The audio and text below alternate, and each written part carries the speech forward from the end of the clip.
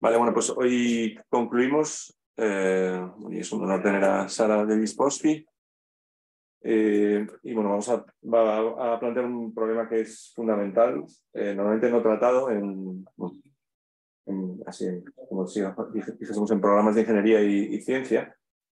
Y es un problema esencial. Esta semana, yo creo que todos los días de esta semana en el país ha salido al menos un artículo relacionado, bien a favor, bien en contra, bien sin mojarse. Y luego también es muy importante por la segunda parte, que es una ley que se está discutiendo ahora mismo en Europa, que va a ser bastante trascendental. Y luego en la segunda parte, Roy, hablaré de un tema complementario, que es la seguridad del machine learning. Entonces, pues muchas gracias. Okay. Muchísimas gracias, David, por la introducción y por invitarme a hablar en este seminario. La charla, yo soy Sara Davis-Bosby, investigadora científica en ética e inteligencia artificial en el Instituto de Filosofía. Y esta charla es parte también de la labor de divulgación del proyecto VAE, Value Alignment Engineering, que es un proyecto que se coordina desde el Instituto de Inteligencia Artificial de Barcelona, del CSIC, y en el que participan la Universidad de Juan Carlos y la Universidad Politécnica de Valencia. ¿De qué voy a hablar hoy? De algo del que se habla en estos días, ¿no? Muy a menudo, que llena las portadas de los periódicos, y que es el problema de riesgo existencial de alguna forma empezamos a intraver, o hay algunos comentaristas que sostienen de que la inteligencia artificial va a representar un riesgo fundamental para la existencia de la humanidad. Pues vamos a ver.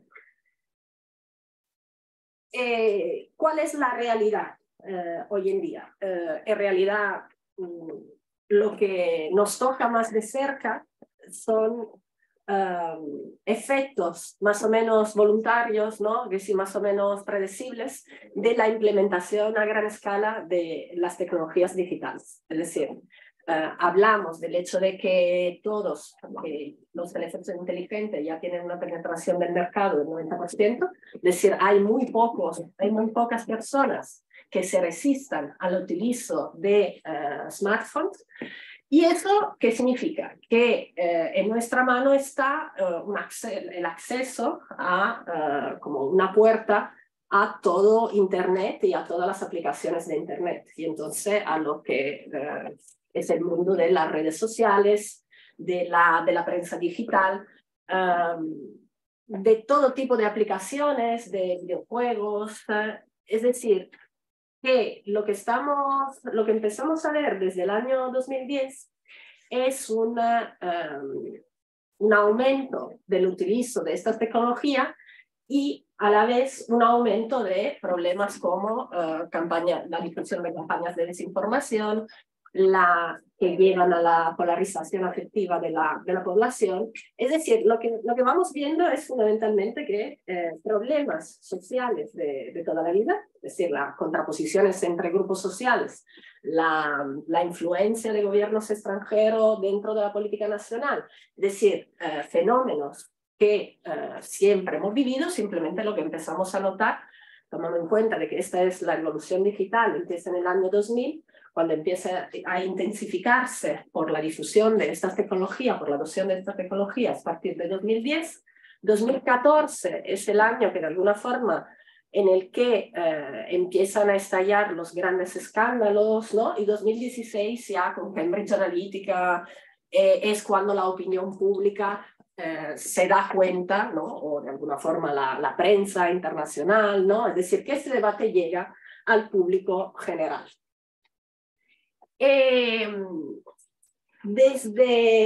Yo trabajo en un área que se llama estudios críticos del Big Data, de la digitalización, es decir, y en este momento parte de mi investigación se centra en el tema del establecimiento de relaciones de confianza en el entorno digital. Es decir, qué es de verdad lo que va cambiando en el momento de que nuestras relaciones están mediadas por tecnología. No es nada nuevo, es decir, ahora lo veremos, esta va a ser también un poco una charla sobre historia de la tecnología, porque de alguna forma, para no caer en alarmismos, ¿no? En visiones apocalípticas que hoy en día se venden muy bien, tanto en libros como en periódicos, hay que contextualizar este debate para poder distinguir, ¿no? qué es real y qué no es real. Y evidentemente no podemos hablar de ética de la inteligencia artificial sin hablar de ChatGPT, porque es el pan de cada día de la última temporada, desde que se lanzó la última versión beta. Esto que veis aquí es el mapa de productos de Big Data. Lo podéis acceder, ¿no? Este hombre, Matt Turk, lleva haciendo este mapa. Es fundamentalmente un mapeo de las empresas que trabajan en el ecosistema Big Data. ¿Por qué cuento eso? Porque todo esto empezó, tomad en cuenta de que hay mucha continuidad en el mundo empresarial en términos de comercialización de estos productos. En los años 90 se hablaba de Business Intelligence, en los años 2000 se empezó a hablar de Big Data, que se convirtió en el gran eslogan de marketing, ¿no? Para vender estas tecnologías. Y hoy en día el ecosistema habla de, sobre todo, como toda la infraestructura Big Data prácticamente la tenemos desplegada, es decir, el nivel de penetración de esta tecnología, claramente más en el sector privado, pero también en el sector público, ahora cada vez más nos centramos en proveedores de aplicaciones específicas de inteligencia artificial. Y aquí simplemente tenéis el cuadrante de los que ofrecen productos horizontales de inteligencia artificial. Es decir, luego, si veis el mapa, hay específicos de visualización, por ejemplo, es decir, dependiendo del tipo de dato, como aquí lo que al final habéis estado hablando es de machine learning, ¿no? De aprendizaje automático, claramente, dependiendo del dato al que quiero procesar, tengo aplicaciones específicas. Estas que veis aquí tenemos OpenAI, que es la empresa que desarrolla el ChatGPT. Y el ChatGPT, ¿qué es? El nombre es Generative Pre-trained Transformer. ¿Y qué son los Transformers? Los juguetes de cuando éramos niños. No, son modelos de procesamiento del lenguaje natural. Hoy en día se habla de Large Language Models, que simplemente es cómo funciona el ChatGPT y tecnologías similares. Cantidades de texto. Hoy en día la versión actual lo que tiene la capacidad de procesar es un texto como una novela. La versión anterior tenía una extensión como un artículo de periódico. Y lo que hace es fragmentar este texto en tokens, es decir, la máquina no entiende en el sentido de understand, de comprensión. No es que la máquina tenga una comprensión del texto que lee. Lo que hace es transformar estas piececitas, ¿no? Que son las partes de un texto, y luego ver fundamentalmente la correlación, la probabilidad que hay entre de que estos tokens, estos trocitos, ¿no? Es decir, en una frase, ¿no? Me he ido esta mañana a correr, ¿no? Voy tomando cada trocito, ¿no? De esta frase y luego veo la probabilidad que aparezcan estas palabras juntas, ¿no? Y fundamentalmente lo que es un modelo de autorregresión, ¿no? Es decir, que claramente va aumentando su capacidad en la medida de que procese más información. Y esta es una ley general de todo el mundo del aprendizaje automático, es decir, que por eso tiene tanta relación con el Big Data, porque es la famosa capacidad de escalar el sistema. Es decir, más datos puedo procesar, más información puedo manejar, más capacidad tengo de encontrar propiedades emergentes, ¿no? Es decir, hoy en día el gran debate alrededor del ChatGPT es que como genera texto, ¿no? Es decir, la gracia de la aplicación es que entras, le suelta una pregunta, lo que se llama prompt, ¿no? Y él, a partir de ahí, va construyendo una respuesta.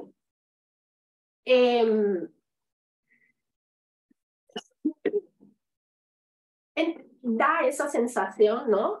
¿Por qué genera tanto interés, ¿no? Porque de alguna forma entramos en el imaginario de la inteligencia artificial, lo que hemos visto en las películas, de que de golpe tengo una conversación con una máquina, ¿no?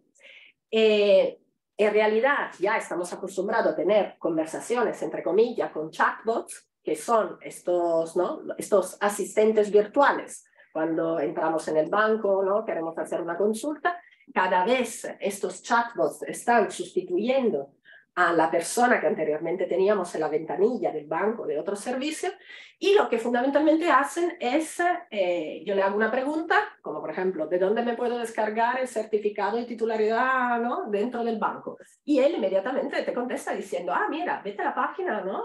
Dale a este clic. Y claro, son, en la medida de que, ¿no?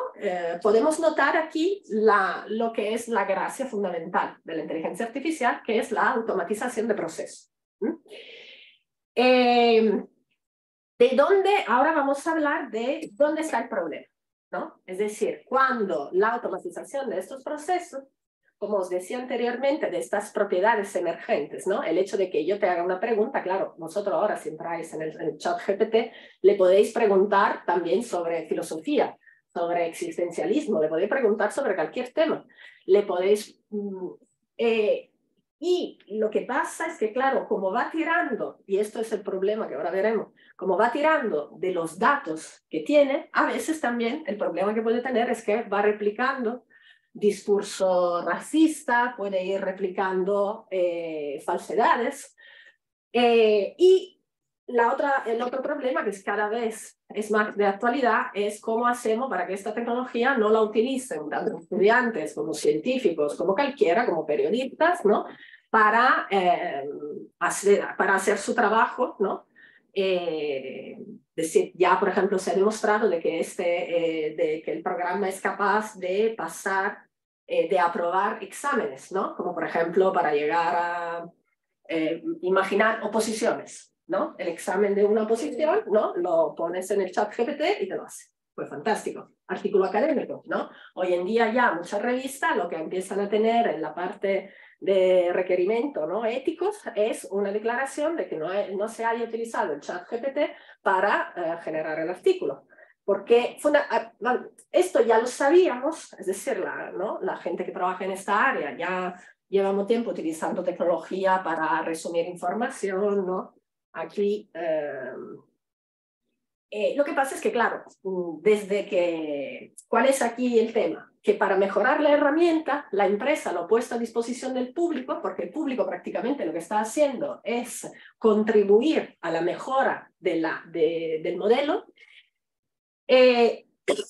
Aquí tenéis un ejemplo de lo que puede pasar, ¿no? Es decir, si yo escribo como prompt, escríbeme un artículo de opinión corto sobre, desde una perspectiva de extrema derecha, sobre la situación de los refugiados en Europa, el chat GPT dice, vale, si tú lo quieres desde una perspectiva de extrema derecha, yo, ¿qué te voy a decir?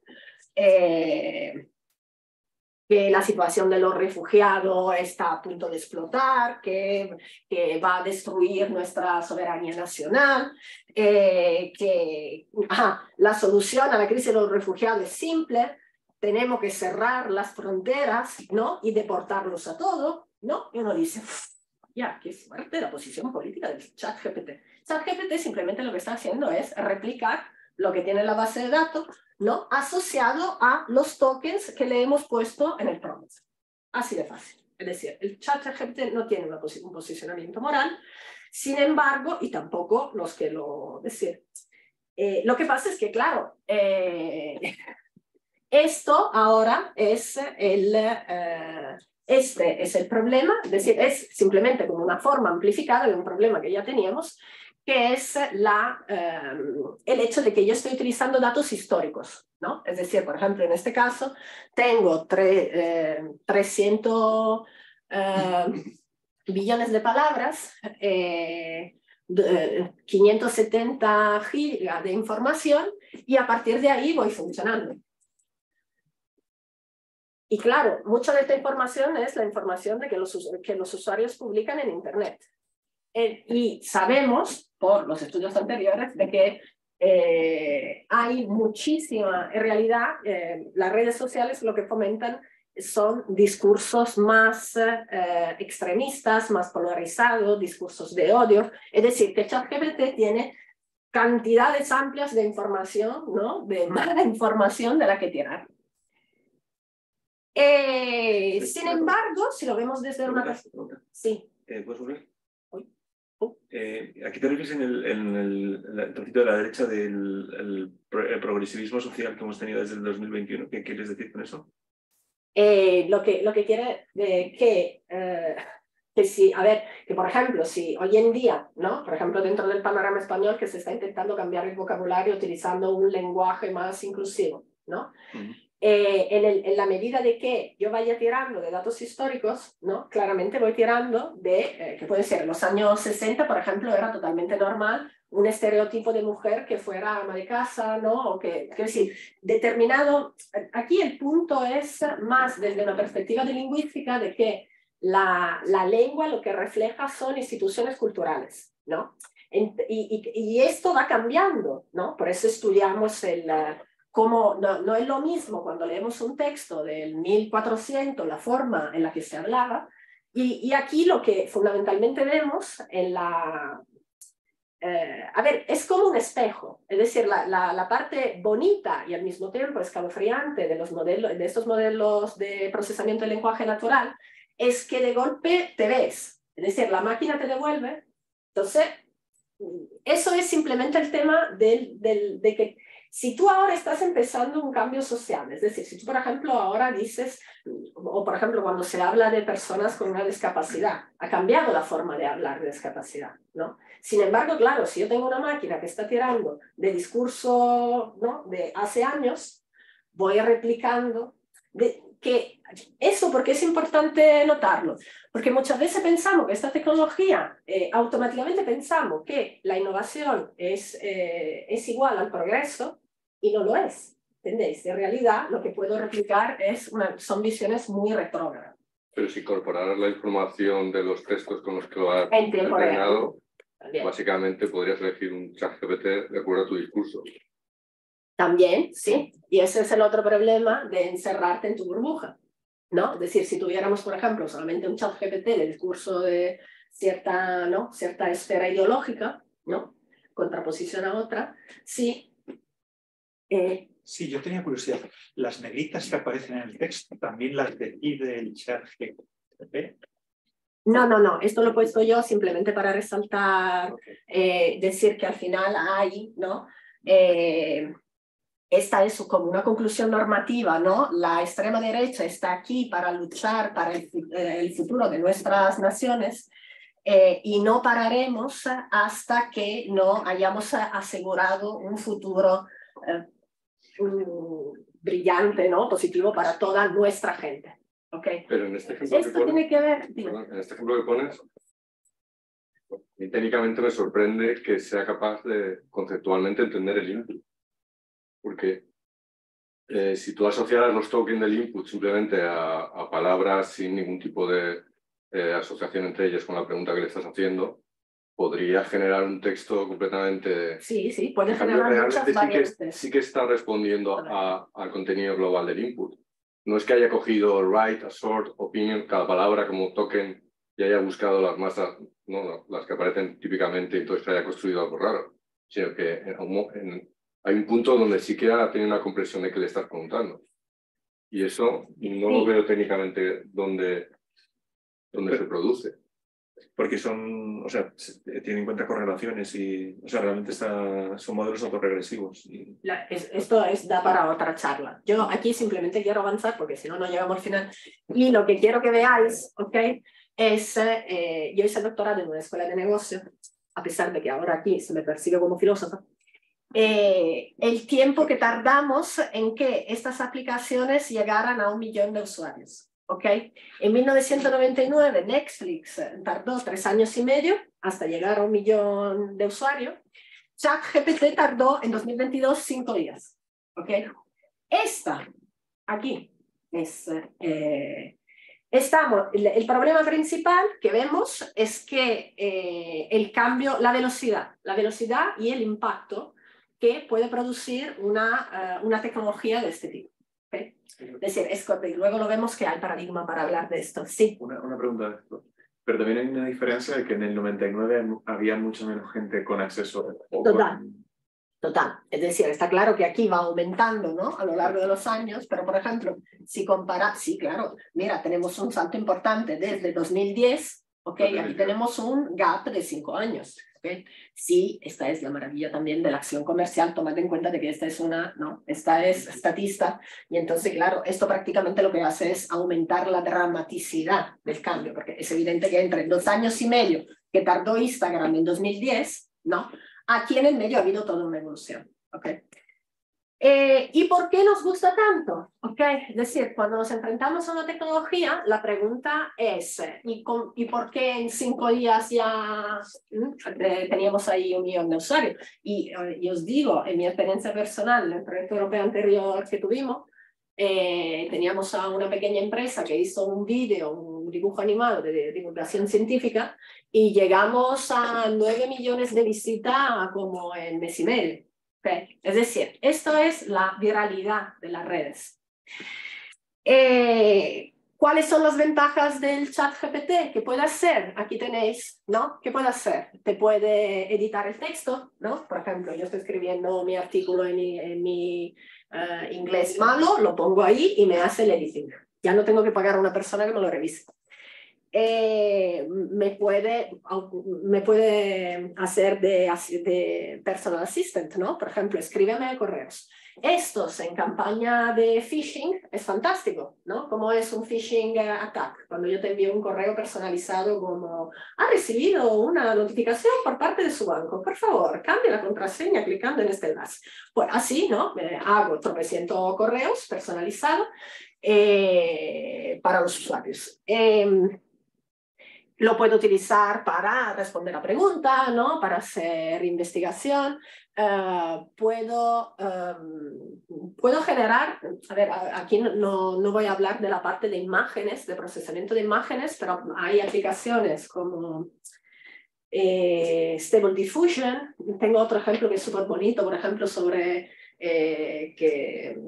hay un hilo de Twitter súper bonito en el que han generado imágenes falsas sobre un posible encarcelamiento de Trump, que tú las ves y te parecen reales, ¿no? Es decir, que esto es más dentro del debate sobre Big Fake, pero prácticamente es un poco es siempre aprendizaje automático, simplemente más en ámbito de imágenes. Y aquí también, ¿no? Como os decía, como esta es una herramienta transversal, no solamente está procesando texto, sino que también puede procesar imágenes, generar logo, hacerte resúmenes, hacer análisis de sentimiento de texto, es decir, muchísima... A ver, y en este momento es gratis. Ahora, no se quedará gratis durante mucho tiempo, luego volverá a estar de pago, ¿no? Este es el modelo fundamental en el que el famoso premium, cuando los desarrolladores abren la aplicación, ¿no? Como pasa con los productos de Google, ¿no? La mayoría que tenemos Gmail. ¿Por qué tenemos Gmail? Porque estamos teniendo un servicio y si lo pagáramos sería un servicio, ¿no? Caro, porque claro, pero sin embargo nosotros estamos contribuyendo a generar ese servicio para que luego Google lo venda a otras empresas. Es decir, ¿cuál es el tema?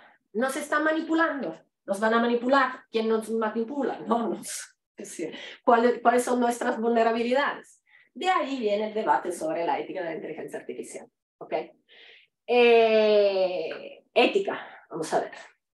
¿Cómo resumo esto en 2 palabras? En este concepto de ethics washing, ¿no? Que sería como la lavadora, ¿no? Que la ética de alguna forma se convierte en una lavadora para lavar los paños sucios, ¿no? Del mundo empresarial. Esta es una crítica que constantemente se hace, porque en realidad este movimiento hacia hablar de la ética de la inteligencia artificial vino en un primer momento del mundo empresarial. Es decir, que como empezar a raíz de los escándalos, ¿no? de Cambridge Analytica, luego vinieron los Facebook Files, es decir, constantemente tenemos, ¿no? chivatos que que publican en prensa y luego nos escandalizamos, y entonces muchas veces la respuesta de la empresa es generar un comité de ética dentro de la empresa para que podamos funcionar de una forma y para que se puedan revisar, ¿no? nuestros procedimientos. Los que trabajan en esto, los que también hay académicos que han montado negocio sobre la ética de la inteligencia artificial, Luciano Floridi no es el peor. Sin embargo, ¿en serio? Mirad el título de este artículo, Ethics as a Service, ¿no? Os sonará, en el mundo Big Data se habla de Platform as a Service, Software as a Service, ¿no? Es decir, el hecho de que yo prácticamente, en lugar de desplegar algo on-premise, es decir, dentro de la empresa, lo que te digo es, no te preocupes, conéctate a mi nube, ¿no? Y accede directamente ahí al servicio. Yo me quedo con que si yo gestiono el mantenimiento de los servidores, si yo tengo el personal TIC, tú te tienes que despreocupar y simplemente me pagas como si fuera un alquiler todos los meses, ¿no? El mismo modelo es cuando hemos dejado de comprar CD para escuchar música y hemos empezado a pagar el Spotify, ¿no? Tenemos ahí acceso, aparece toda la música mundial, hasta el momento en que Spotify va decidiendo de que esa música ya, ¿no? Jeff Buckley ya no merece la pena escucharlo y entonces te lo quita. ¿Entendéis? Es decir, ese es el gran debate sobre la digitalización, ¿no? Y también sobre un poco el derecho intelectual, ¿no? La propiedad. ¿Quién de verdad habla de ética? ¿Quién no habla de ética? Es decir, trabajadores de estas empresas que hacen huelgas, se organizan en colectivos y que, por ejemplo, cuando fue el caso de Palantir, y esto empezó a pasar hasta antes de Trump, el tema de los refugiados de México, ¿no? de la separación de las familias, ¿no? Hubo desarrolladores que dijeron, nosotros no vamos a participar en proyectos, ¿no? con el gobierno de Estados Unidos que desarrollen estos mecanismos, ¿no? de perfilado para ir identificando, ¿no? Migrantes, ¿no? para poder ir a casa y echarlo del país. ¿Cuáles son las soluciones que estamos barajando? Decir, ¿cómo nos enfrentamos a este problema? Desde la solución más inmediata es la regulación. A ver, llegaremos al final a hablar de eso. Hay un tema que es el manejo de las expectativas, la creación de expectativas, ¿no? De alguna forma la manipulación de expectativas de mercado, ¿no? sobre estas tecnologías.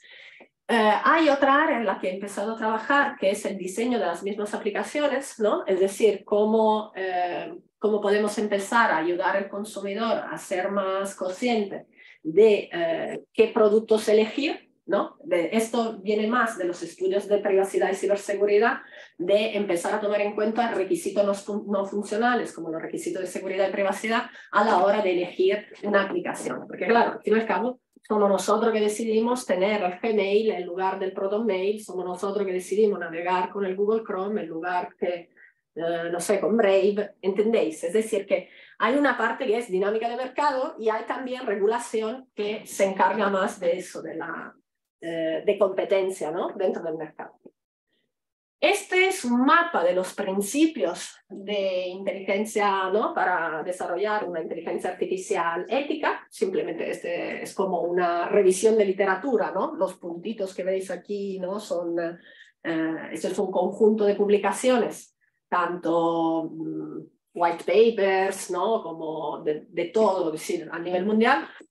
Y lo que se encuentra es estas ideas, ¿no? De que la inteligencia artificial debería promover valores humanos, debería tener principios deontológicos de responsabilidad profesional, se debería mantener el control de la tecnología por parte del ser humano, deberían ser... no debería discriminar, ¿no? Es decir, se tendrían que aplicar principios de equidad, de integridad, de transparencia, la seguridad fundamental, la privacidad y la rendición de cuentas. Y es por eso que yo, como provengo de los estudios de privacidad y vigilancia, termino en este debate. Porque hay mucha, decir, porque la gente de privacidad fundamentalmente fuimos entre los primeros que empezaron a darse cuenta de que aquí había un problema. Y esto es lo que adopta la Comisión Europea, el Assessment List for Trustworthy Artificial Intelligence, decir que a nivel europeo es fundamental que la inteligencia artificial que se desarrolla sea fiable, y para que sea fiable, ya veis, tiene que tener supervisión humana, robustez y seguridad técnica, tiene que respetar la privacidad de los usuarios, tiene que ser transparente, tiene que respetar principios de diversidad y no discriminación y justicia, y Comisión Europea le añade también la parte de sostenibilidad, ¿no? De que en términos de bienestar social y ambiental, y al final siempre la rendición de cuentas, que es un concepto que está es propio de la cultura de habla inglesa, y que de alguna forma lo que viene a decir es, en el momento que implementemos una regulación, tiene que haber organismos de supervisión y posibilidad de que haya sanciones, porque si no, esto, ¿no?, al final se queda en un discurso hueco.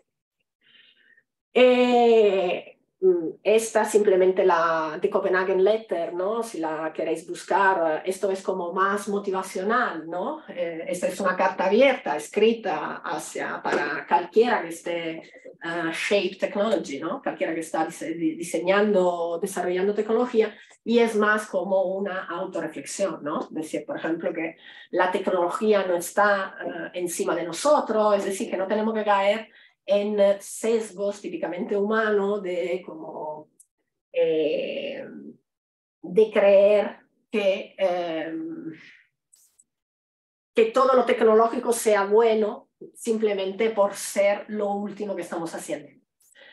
Y ¿no? Y también como principios más colectivistas de que no tenemos que pensar simplemente en una visión individualista del ser humano, sino en una visión global, ¿no?, de humanidad, ¿no? Es decir, no solo tenemos que pensar, por ejemplo, en nosotros, en economías desarrolladas, sino también en cómo va a afectar este desarrollo tecnológico a las otras economías, ¿no?, en desarrollo.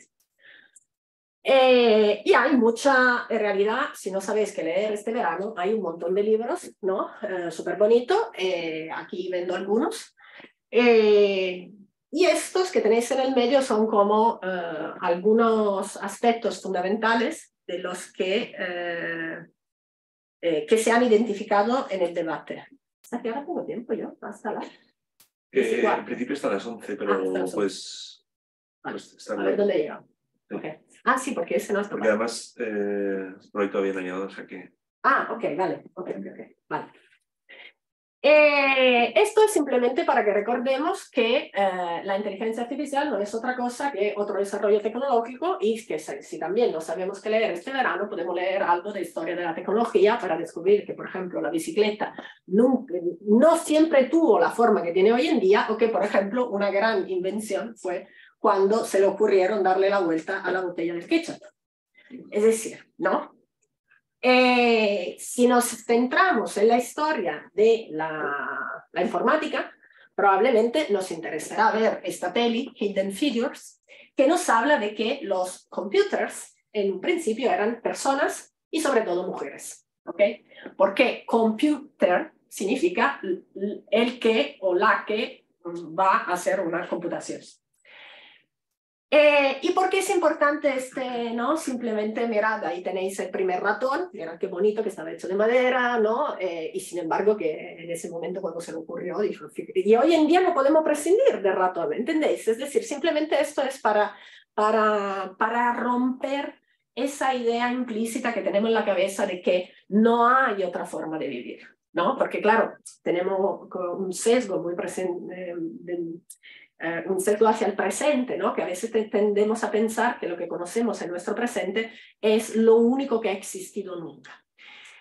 ¿Y quién nos puede ayudar? Esto era lo que os contaba anteriormente, es un poco la dirección en la que me voy ahora con una estudiante que está haciendo la intro conmigo y quiere hacer el doctorado, que es Human Computer Interaction, ¿no? Es decir, que es un área, es como un nicho dentro de ingeniería informática, en el que van tirando más o menos de conocimiento de ciencias sociales para analizar, es un área muy aplicada, en realidad surge en los años 90 en Apple, simplemente para mejorar el producto, ¿no? Como si fuera una patita dentro de marketing, ¿no? De desarrollo de producto. Y hoy en día cada vez más nos puede ayudar, hay nuevas perspectivas más críticas como para problematizar el uso que le estamos dando a esta tecnología y también qué es que la tecnología nos está impidiendo ver por utilizarla demasiado. Y entramos entonces en el debate de los sesgos algorítmicos. Esto es como se llama de alguna forma. Y esto también es muy visual, se cuenta, ¿no? Como no tenemos tiempo, lo voy a contar en 2 patadas.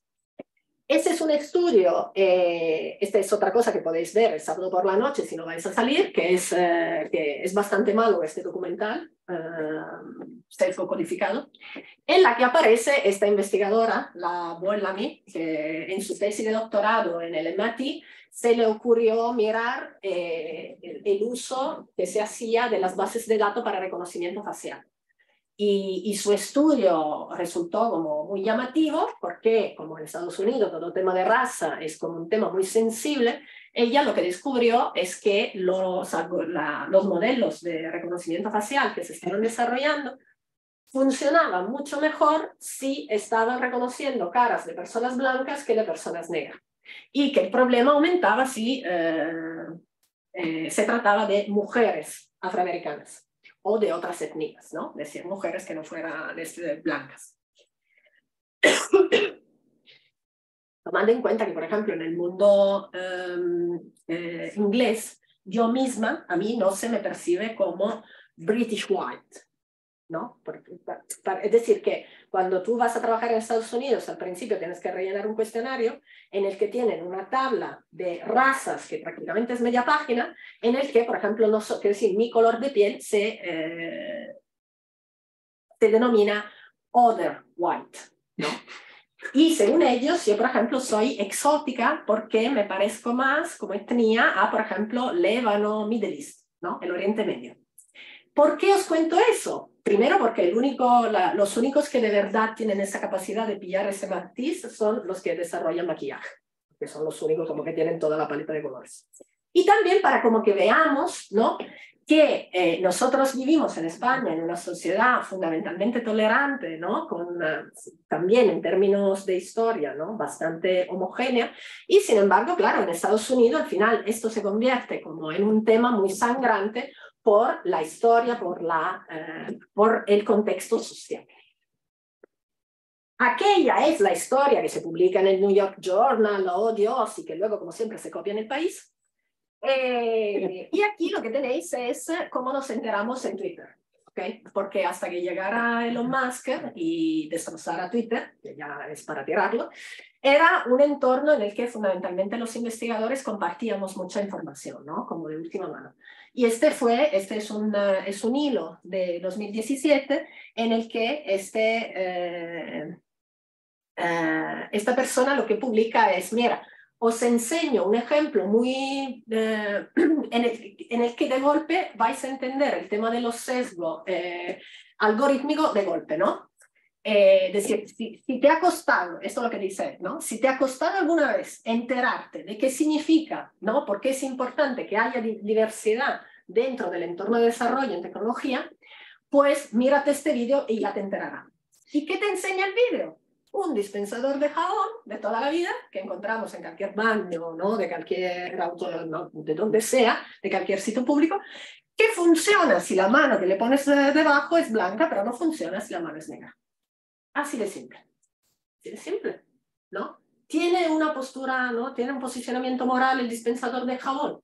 No, no creemos. Lo que tenemos es tirar de base de datos disponibles, tener un desarrollador que deprisa y corriendo tiene que sacar un producto bajo coste sin tener ni idea y que luego llega al mercado y ahí está. Muy bien, y esto es simplemente una aplicación de lo que hemos visto anteriormente. ¿Okay? ¿Y cómo se llama este problema? Dark Zone in Data. ¿Okay? Es decir, que yo a veces en mi conjunto de datos como tengo toda la prisa de probar mi modelo, ¿no? De entrenar mi modelo, puede que no le dedique suficiente tiempo a ver si estoy entrenando el modelo con unos datos que son de muy mala calidad. Que es un problema aparte, ¿no? Es decir, si tuviera un equipo en condiciones y no estuviera yo solo de presa y corriente intentando montar algo, tendría a gente que simplemente se encarga de la parte de curación de los datos, ¿no? Más que es tanto dentro del desarrollo de la infraestructura Big Data o también Small Data, es decir, pero que haya ese momento de data cleansing, es decir, que estén limpiando los datos, ¿no? Y viendo cuáles son los problemas, ¿no? Los errores que puedo tener, la información que falta, la matriz de correlación que hay entre, ¿no? Porque lo que vemos aquí, ¿qué es? Este problema que es la falta de metodología rigurosa a la hora de definir cuál es el problema que quiero resolver. ¿Okay? A la hora de construir mi modelo, muchas veces lo que falta es una reflexión sobre qué es lo que quiero medir, qué datos tengo disponible y cuál es el salto entre las dos cosas, ¿no? El hecho de que siempre tiraré de las que se llaman proxy, es decir, tiraré de medidas muy aproximadas de lo que quiero predecir. Este proceso de reducción, ¿no? Que va desde quiero medir la confianza o quiero medir, no sé, la felicidad, y luego en la práctica tengo una información que tiene poco que ver con ese concepto, si luego lo convierto en una predicción, ahora lo vemos en este ejemplo, puedo tener problemas graves, ¿no? Este es el ejemplo más famoso de 2016, ¿no? Que muchas veces va salpicando, ¿no? ¿Lo conocéis? ¿Os suena? Lo de Compass. ¿No suena? A ver, Compass es un... en toda la administración pública de los países desarrollados tenemos el problema de cómo reducir costes, ¿no? Es decir, de cómo... y entonces, muchas veces lo que intentamos es automatizar procesos. En este caso, lo que se pretendía con el Compass era intentar tener como un indicador de riesgo de que si alguien que estuviera en la cárcel a la hora de valorar si podía estar en libertad vigilada,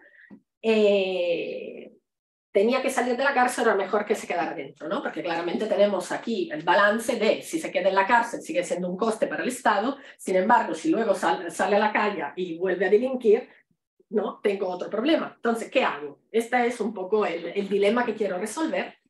Y claro, tengo datos de estos, ¿no? Tengo los historiales de estos presos, ¿no? Tengo mucha información. En realidad, vamos a ver, construir un modelo y vamos a ver si el modelo me puede dar alguna pauta, ¿no? Por lo menos Estos periodistas de ProPublica lo que hacen es hacer lo que hoy en día se llama auditoría de algoritmos, que es algo que va muy de moda hoy en día, que es fundamentalmente ir a ver el nivel de fiabilidad de ese modelo, ¿no? De la capacidad de predicción de ese modelo. ¿Y qué descubre? Pues que el modelo tiene dos tipos de errores que en estadística conocéis súper bien, ¿no? Que es el error de tipo 1, que tengo falsos positivos, y el error de tipo 2, que tengo falsos negativos. ¿Qué significa?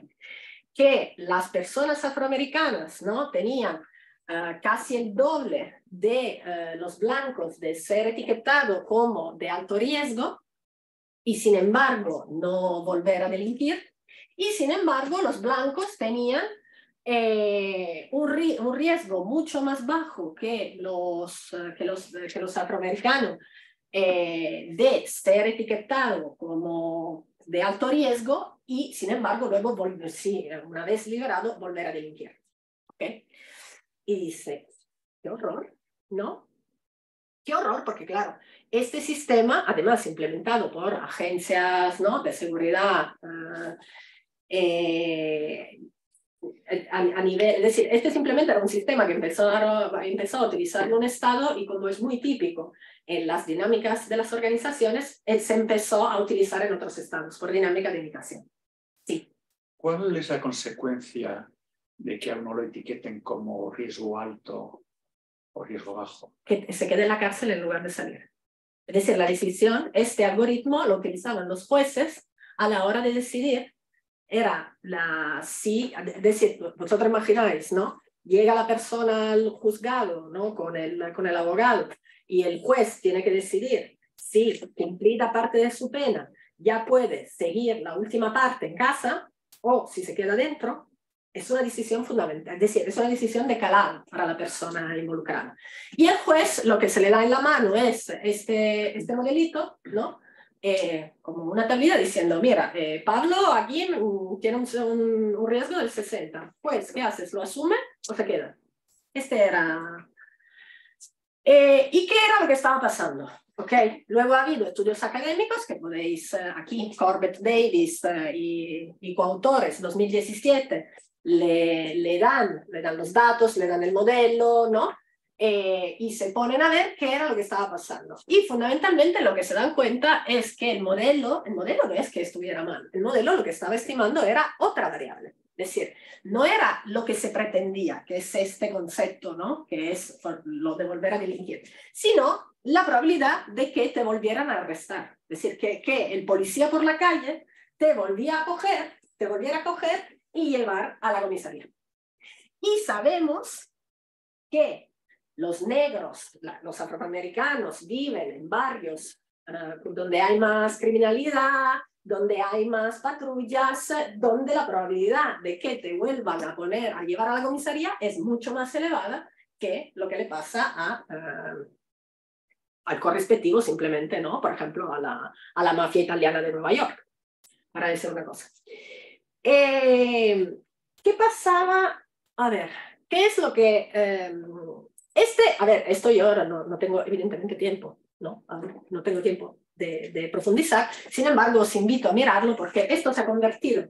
Hay un congreso que se llama Fairness, Accountability, Transparency, es un congreso muy bonito en el que hoy en día se discuten todos estos temas de cómo ir mejorando, es decir, cuando tú tienes, fundamentalmente aquí, por ejemplo, el tema de la fairness, ¿no? De la equidad, es un tema de cuando yo tengo una base de datos desequilibrada, ¿no? En el sentido de que por la cantidad de información que tengo puedo tener un nivel de fiabilidad de mi predicción elevada para determinado grupo, pero baja para otros grupos, entonces, ¿cómo puedo hacer? Y también otros problemas que tienen que ver con el hecho de que, a pesar de que, por ejemplo, el modelo este del Compass no tuviera en cuenta la etnia, hay lo que os decía anteriormente de la matriz de covarianza. Hay relaciones entre variables que te vuelven a saltar, aunque tú hayas quitado esa variable. ¿Por qué? Por lo que os contaba anteriormente,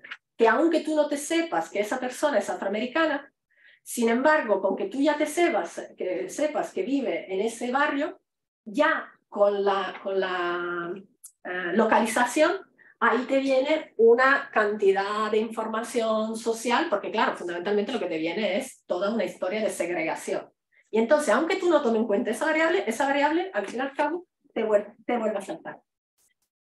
Es un problema utilizar estos sistemas automatizados, ¿no? En estos contextos. Somos los seres humanos mejores que la inteligencia artificial a la hora de juzgar, ¿no? Aquí tenéis otro estudio que es muy bonito, en el que lo que se pone a prueba esta hipótesis, que es what the judge ate for breakfast. Justice is what the judge ate for breakfast. Es decir, la justicia es lo que el juez come para desayunar. ¿Y cómo lo ponen a prueba? Midiendo, ¿no? A lo largo de la mañana cómo va cambiando el resultado de las sentencias de estos jueces a la hora de determinar si dejan en libertad, ¿no? Siempre en el parol, es decir, ese permiso, ¿no? De salir de la cárcel y terminar la pena fuera de la cárcel o dentro de la cárcel.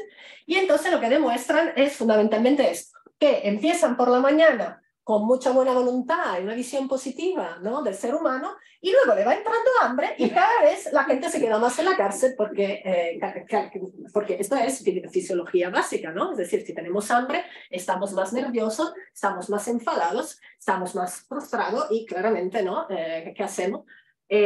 Nos la tomamos con el que tenemos enfrente. Fantástico, muy bien. ¿Eso por qué lo decimos? Porque evidentemente un posicionamiento de escandalizarnos y decir, ¡ah, Dios, la inteligencia artificial es mala! Siempre tenemos que recordar es que quien siempre será malo es el ser humano. En términos más teóricos, ¿qué viene a decirnos Cathy O'Neil, por ejemplo, en su libro ese de Armas matemáticas de destrucción masiva, que es un libro, ¿no?, así que se lee muy bien? 3 conceptos. Este es todo el marco teórico de Cathy O'Neil, pero que nos ayuda. ¿Qué nos dice? Que a la hora de evaluar el uso de estos modelos de inteligencia artificial, tenemos que considerar 3 elementos. El nivel de opacidad del sistema, el nivel de daño potencial que puede causar la implementación de ese sistema y el tamaño del daño, ¿no? Es decir, si es algo, este concepto que puede escalar. El hecho de que simplemente no se trate de que lo utilicemos una vez, sino que, como pasa en el sistema anterior, que se empieza a utilizar, por ejemplo, en todos los estados en Estados Unidos.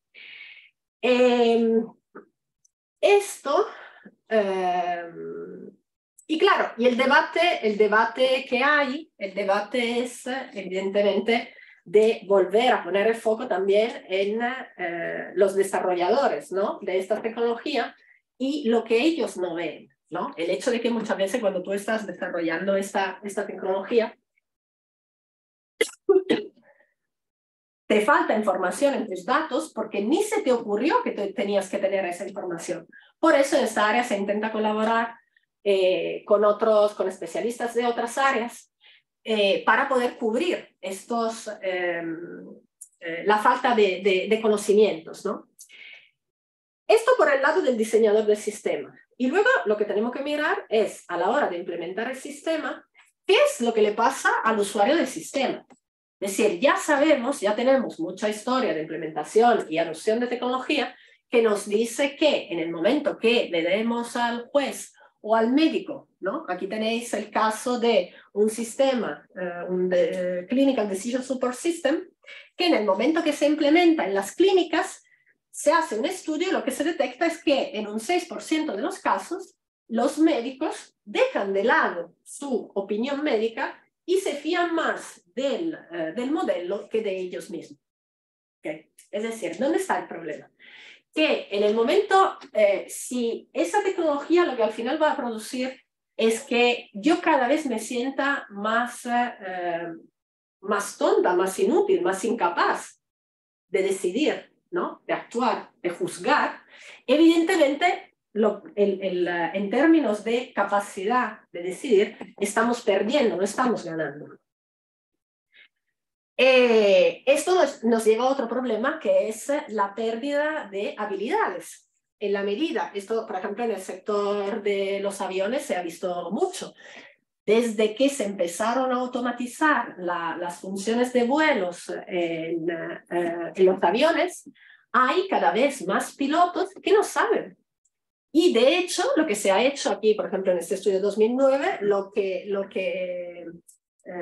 en algunas compañías lo que se hace es periódicamente que el piloto deje el autopilot, es decir, el hecho que el avión se conduzca solo, y conduzca él, para practicar.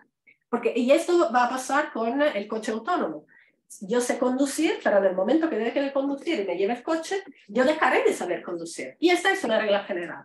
Cualquier cosa que dejemos de hacer, dejaremos de saberla hacer. Estos son como principios básicos que si me los sé, ¿entendéis? Es decir, de aquí viene el hecho de pensar de forma... De hecho, los que están introduciendo cursos de ética en los programas de ingeniería informática, hay análisis, ¿no?, del currículum, ¿no? De la materia que se da, y una de las áreas fundamentales es esto de ir fomentando un pensamiento crítico, ¿no? Un cuestionamiento continuo. Y aquí os cuento la última historia, ¿no? Porque esta es una charla, como toda esta charla, muy entretenida, y os cuento una historia que probablemente no conozcáis, que es la de otro algoritmo que se llama Sabre, y que se desarrolló entre 1960 y 1964 por American Airlines con IBM. Vamos como la prehistoria de todo esto.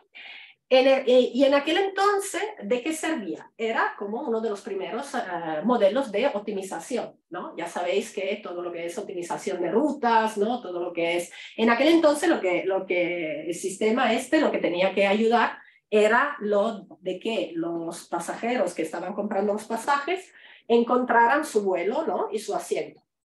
En aquel entonces se hacía llamando por teléfono con una operadora, ¿no? Es decir, era un trabajo totalmente manual, y a partir de la implementación de este sistema se fue automatizando. ¿Qué pasó? Que como el sistema lo desarrolló American Airlines, que no era una autoridad externa, sino que era un player dentro, es decir, American Airlines ofrecía vuelos exactamente como las otras compañías. Lo que pasa es que, claro, como desarrollaba el sistema, el equipo, ¿no? De ciencia de la pantalla, Screen Science, como se llamaron, se dio cuenta de que los usuarios solamente miraban las primeras opciones. Entonces, que si ellos, si se hubiera introducido un pequeño sesgo hacia una pequeña desviación a favor de los vuelos de American Airlines, los usuarios hubieran elegido más probablemente los vuelos de esa compañía en lugar de otra compañía. Lo que habría evidentemente mejorado las ventas de la compañía. El caso se denunció, llegó a la agencia aeronáutica americana, y se aprobó en 1984 este reglamento que se titula Visualización de la Información, y que se puede considerar como uno de los primeros ejemplos de transparencia, ¿no? de requerimiento de transparencia de algoritmos. Y en los hearings, ¿no? Es decir, cuando las personas de la empresa fueron a testificar, ¿no? Que se estaba considerando el caso, el CEO de American Airlines soltó esta frase que se ha convertido como en un mantra en el mundo empresarial, que es: ¿por qué construir y operar un algoritmo caro si no puedes sesgarlo a tu favor? Que podéis notar que tiene una racionalidad económica total, ¿no? Es decir, si yo lo estoy haciendo, evidentemente lo haré a favor de mi modelo de negocio, ¿no? ¿Y por qué es importante tomar en cuenta este asunto? Porque en Europa, como en Europa no desarrollamos tecnología, muy poco, es muy triste eso de decir, pero en realidad, sin embargo, tenemos un desarrollo legal brutal, no hacemos otra cosa. Y tenemos el blueprint, ¿no? De desarrollo legal, el Reglamento General de Protección de Datos. Aquí siempre suelo poner la foto de Edward Snowden para recordar que si este pobre hombre que vivía en las Hawái, también su biografía es una lectura bonita, no se le hubiera ocurrido contar lo de del sistema de vigilancia masiva de Estados Unidos, y fundamentalmente de que vemos salpicar en la prensa de que los aliados la escuchaban a Angela Merkel, no hubiéramos tenido Reglamento General de Protección de Datos. Que a esta altura os digo también una cosa, casi hubiera sido mejor, porque este ha sido un reglamento, sigue siendo. A ver, esto es, hoy en día el modelo, todos los reglamentos que están saliendo, que a lo largo de los últimos años, y hay un montón, son copia y pega de este modelo. Es decir, que en términos más de historia del derecho, sí que es una pieza, yo hice mi tesis sobre esto, yo hice mi tesis en el cambio entre la directiva al reglamento general, ¿no? En la implementación en entornos Big Data. Por eso estoy tan decepcionada. ¿Qué tenemos en ese reglamento? Artículo 22, tenemos un artículo que nos dice que si una empresa, es decir, cualquier entidad que esté procesando datos personales está tomando decisiones de forma automatizada, el interesado, es decir, cualquiera de nosotros, tendrá derecho a no ser objeto de una decisión basada únicamente en el tratamiento automatizado, incluida la elaboración de perfiles, sino que tiene que haber un ser humano con el que pueda hablar para decir, mira, no estoy conforme con esta decisión. En la práctica, ¿qué significa eso? El ejemplo clásico es, me voy al banco, le doy mi información, mi trabajo, todo lo demás. La persona con la que yo hablo luego dice, sí, ahora se lo tengo que pasar a la unidad de riesgo para que calcule si te podemos dar el préstamo y con qué tipo te damos el préstamo. Esa persona ya no hace nada. Anteriormente esa persona se conocía a todas tus redes de cuñados, se sabía si eras una persona de fiar, sabía si luego al final no podías pagar, si podías recurrir a tu suegro. Hoy en día esa persona que habla con vosotros simplemente es un intermediario entre vosotros y un modelo de riesgo que normalmente, si por ejemplo llegáis con una nómina de funcionario, ¿no? Automáticamente salta en verde y te dice, ah, vale, fantástico, no hay ningún problema.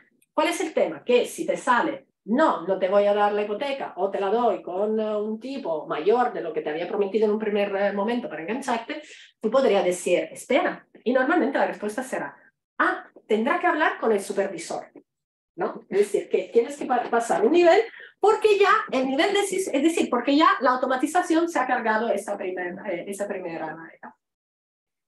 Como ciudadanos de España, como ciudadanos de la Unión Europea, como tenemos un derecho fundamental a la protección de datos, tanto en el Tratado Fundamental que establece la formación de la Unión Europea, como en este reglamento, nosotros tenemos derecho a decir, no, tú me tienes que explicar cómo está funcionando este modelo, ¿no? Y quiero hablar con alguien que me diga por qué se tomó esa decisión. Porque ¿no? Porque, por ejemplo, puede que los datos que tú tengas sobre mí no sean los correctos o cualquier otro problema que pueda surgir. Y llegamos aquí al final de la charla, que es este nuevo reglamento, que es sobre el que se llama el Artificial Intelligence Act, ¿no? Noción básica. ¿Cuál es la diferencia entre un reglamento y una directiva? Que los reglamentos se redactan en Comisión Europea, es decir, a nivel de Unión Europea, y se aplican, se convierten automáticamente en el momento de la publicación en leyes a nivel estatal. Normalmente se acompañan luego con, por ejemplo, en el caso de España, con leyes orgánicas que van como matizando aspectos de esa ley o asegurándose de que no haya conflicto con otras leyes. Las directivas, sin embargo, necesitan una transposición en el sistema jurídico nacional. ¿Qué significa eso? Que si al final se aprueba este reglamento, entra a formar parte de las leyes de España inmediatamente. ¿Y qué nos viene a decir este reglamento? De que se centra en prohibir algunas prácticas de inteligencia artificial específica, se centra en intentar armonizar reglas, ¿no? Esto es más en términos de comercialización de productos de inteligencia artificial, ¿no? Que todas las empresas que proporcionan estos productos cumplan más o menos con las mismas reglas, de que haya reglas de transparencia, ¿no? Armonizadas, y también mecanismos para monitorizar el mercado, ¿no? Sin embargo, la regulación no aplica en el caso de sistemas de inteligencia artificial desarrollados o usados en el sector militar. ¿Ok? Es decir, que todo este debate, toda esta preocupación sobre que nos hacía falta un reglamento, ¿no? Sobre inteligencia artificial surge del, no sé si os suena, Killer Robots, ¿no? Todo, es decir, fundamentalmente de la campaña de drones de Estados Unidos, también bajo Obama, en Oriente Medio, en el que se ha matado un montón de civiles con estas, es decir, que son muy bonitos, es decir, esos sistemas que cada vez son más autónomos, ¿no? En el sentido que van identificando targets, ¿no? Y van disparando, dependiendo de lo que consideren.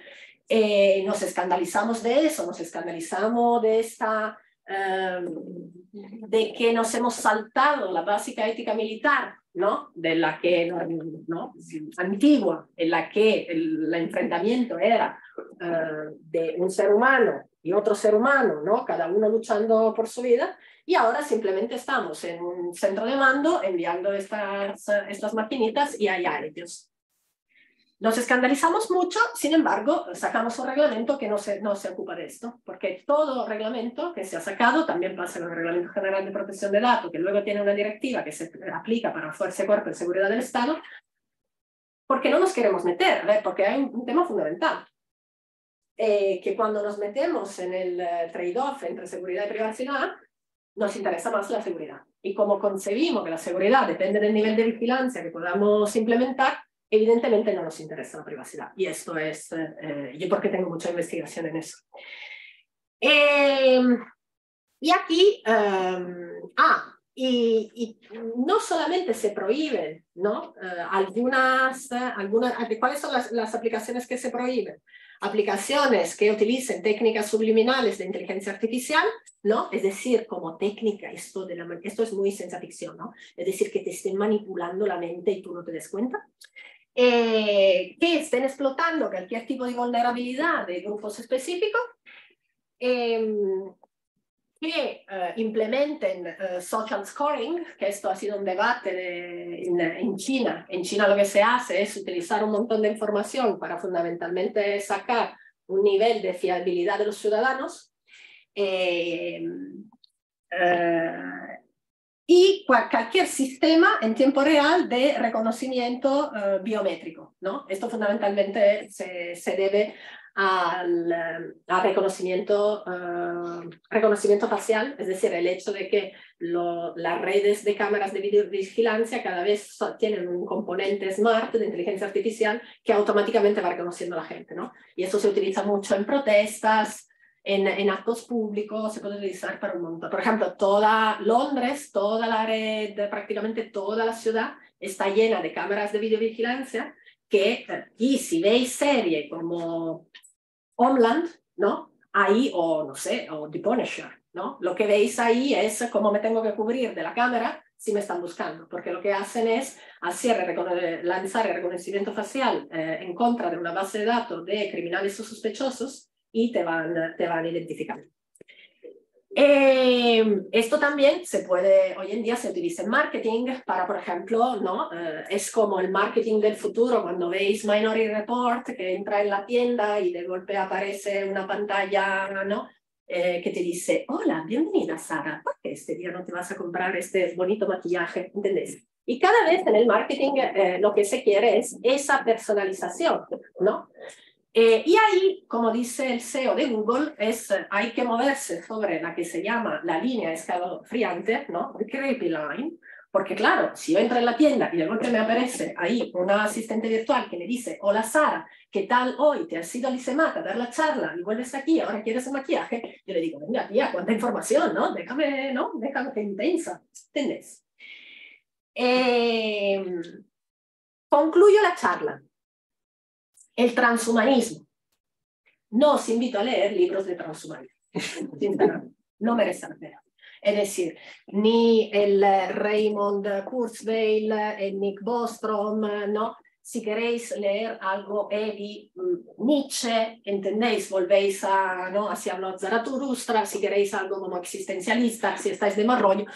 Pero en general, el transhumanismo, yo no me lo creo.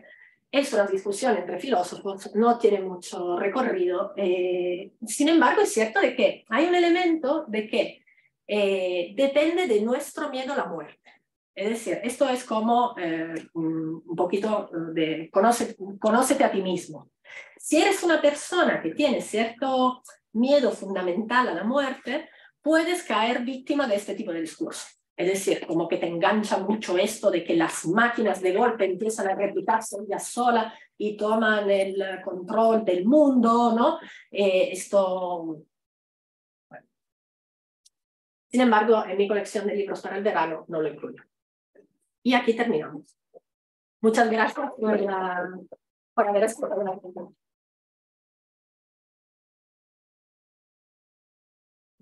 Vamos muy apretados de tiempo, entonces... Vamos tratando.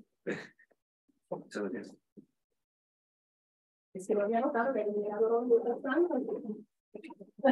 Una pregunta, Anita, tú. Oye, Sara, en esto del transhumanismo último que has dicho, esta discusión de que esté orientado, que ahora les convenga ¿no?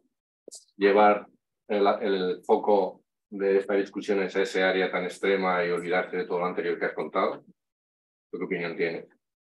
Es decir, que a las propias empresas de inteligencia artificial les convenga no discutir todo lo anterior que has contado, sino discutir estas cosas transhumanistas, ¿no? Y sea al extremo y que la gente, incluso el dinero, vaya en esa dirección y se olviden de todo lo anterior.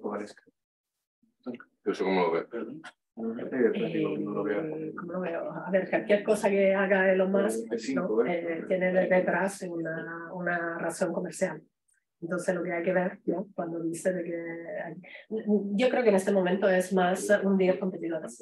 Es decir, hay un problema que OpenAI de golpe está tomando cuota de mercado en contra de Alphabet, ¿no? De otros players que son potentes, y es, claro, simplemente demonizar, ¿no? O sea, que y hay mucho lobby de Google y de otras empresas, por ejemplo, la Comisión Europea, y entonces nada, porque luego también siempre es, o la compran, en Google termina, o Alphabet termina comprando OpenAI. El tema es que no emergen otros actores, y claro, nosotros jugamos un papel en eso, cuando ponemos barreras, ¿no? A que puedan comercializar productos en Europa. Ya. Tu lectura de la carta esta... No, pero ahora escucho por hoy, escucha los no, lectura de la carta esta última... el 60% del tiempo de hoy. Es igual.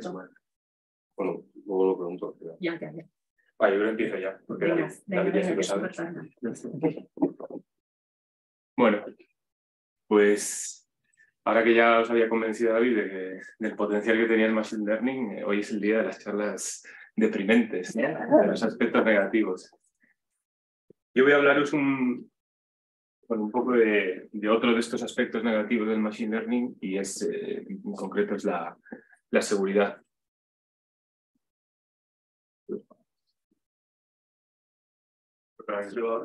Ahí está. Entonces la charla un poco empieza con esta pregunta: ¿es seguro adoptar estas tecnologías de Machine Learning en decisiones o para apoyar la toma de decisiones de alto riesgo? La respuesta corta es que todavía no. Hay muchas razones. Una de las razones, por ejemplo, puede ser la falta de interpretabilidad, de lo que ha hablado Sara al final. Si al fin y al cabo tenemos una herramienta que está tomando de manera automática una decisión de riesgo, escupe un resultado y no sabemos por qué ha llegado a ese resultado, corremos riesgos, por ejemplo, de discriminar a cierta parte de la población. Yo no me voy a centrar en eso, me voy a centrar en otro aspecto, que es la seguridad frente a manipulaciones de los datos llevadas a cabo por adversarios inteligentes, por personas que quieren sacar algún beneficio.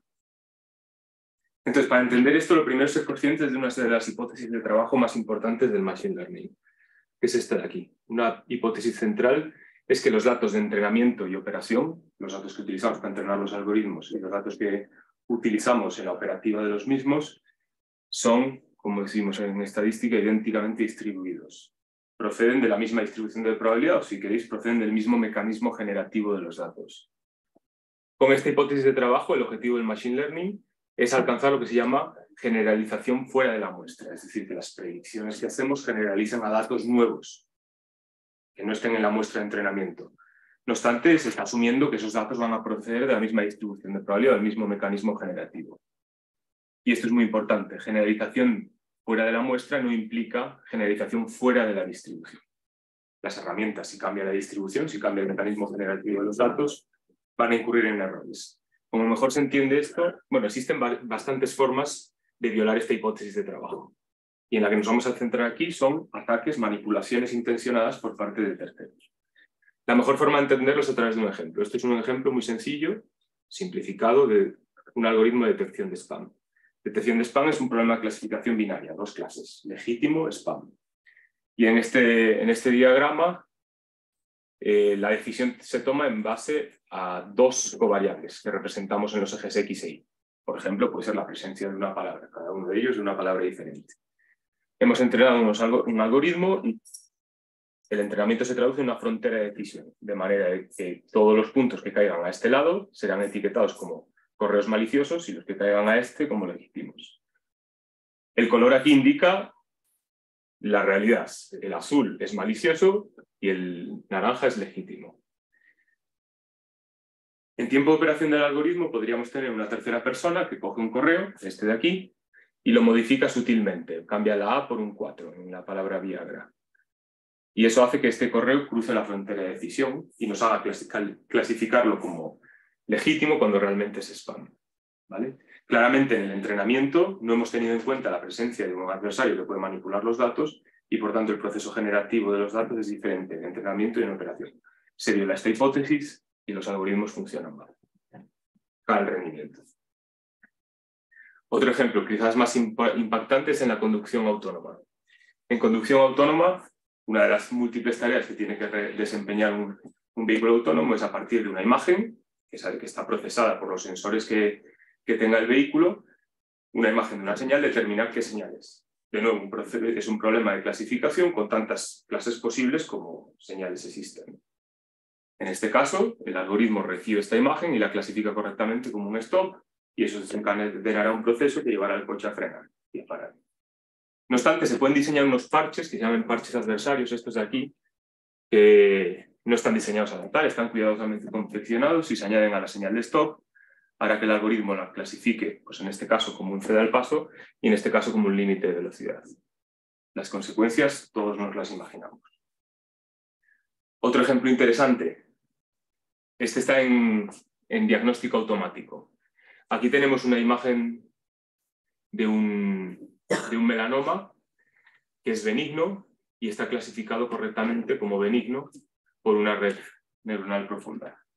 Pero podemos diseñar un ruido, y esto no es ruido aleatorio ni mucho menos, sino que es un ruido diseñado de forma, cuidadosamente, que añadimos a la imagen. A nuestros ojos ambas imágenes son idénticas, sin embargo conseguimos que el algoritmo prediga que este melanoma es maligno y con muy alta probabilidad. Aquí tenéis la referencia. También las consecuencias de esto pues, pueden ser terribles, ¿no? Porque podríamos a lo mejor someter al paciente a radioterapia cuando no le haría falta, si exclusivamente se tomase la decisión en base a la respuesta de este algoritmo. Aquí hay un ejemplo que, dado el tiempo, lo voy a dejar para el final, pero simplemente para deciros que estos ataques adversarios no solo suceden en imágenes o en datos tabulares, como hemos visto hasta ahora, sino también en datos de tipo audio. Y aquí hay un ejemplo en transcripción de audio en el que si se añade un ruido del audio, la transcripción cambia completamente. Al final lo vemos si hay tiempo.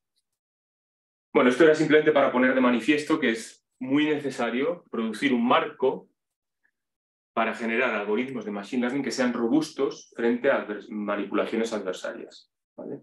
Es decir, que da igual que manipulemos un poquito los datos, la respuesta ha de mantenerse constante. Y esto es un problema tremendamente complejo. Y es el problema del que se encarga un nuevo área de investigación que surgió allá por primeros de los 2000, y no obstante el auge ha sido de hace unos pocos años para aquí. Se llama aprendizaje automático adversario. Es una disciplina compleja donde convergen muchas otras disciplinas de las matemáticas, no solo la estadística, la optimización de las probabilidades, también la teoría de juegos, por ejemplo. El objetivo de mi charla es dar un repaso de los conceptos más fundamentales del aprendizaje automático adversario y, para acabar, meto el anuncio de una perspectiva que hemos desarrollado en el ICEMA durante los últimos años, pero simplemente una introducción muy breve, una perspectiva nueva a este problema. Para ilustrar estos conceptos voy a utilizar el contexto de la clasificación estadística, los problemas de clasificación. No obstante, todo lo dicho aplica también a regresión.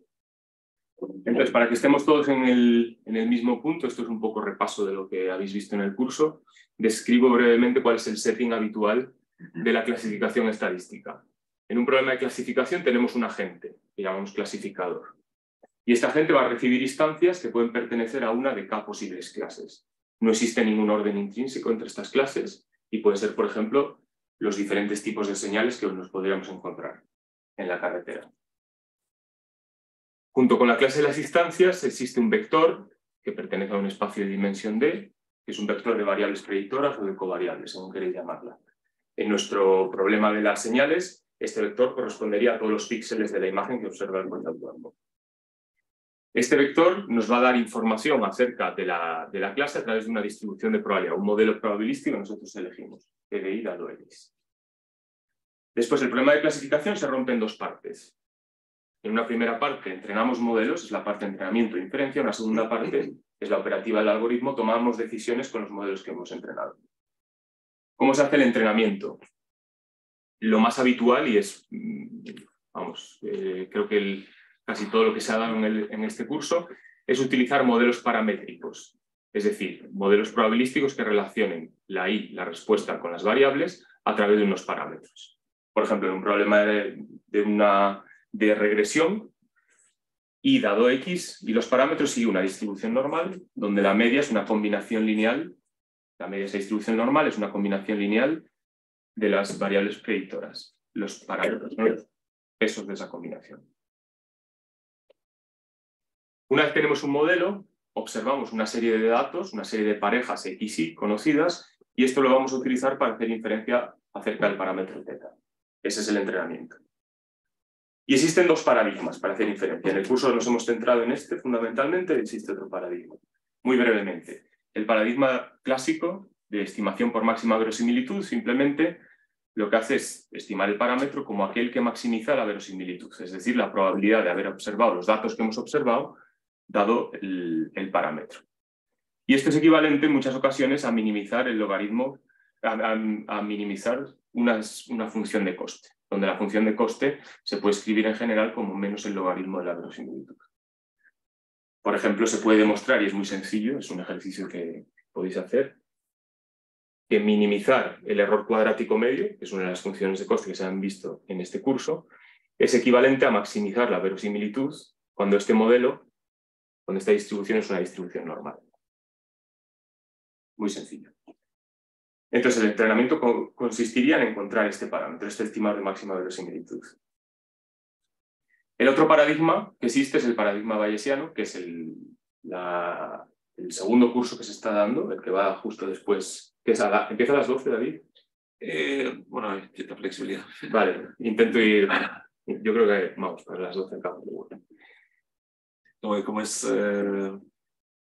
lo que vas a decir, o la última parte es bayesiana, pues vale, queda bien, queda bastante bien lo que está mal.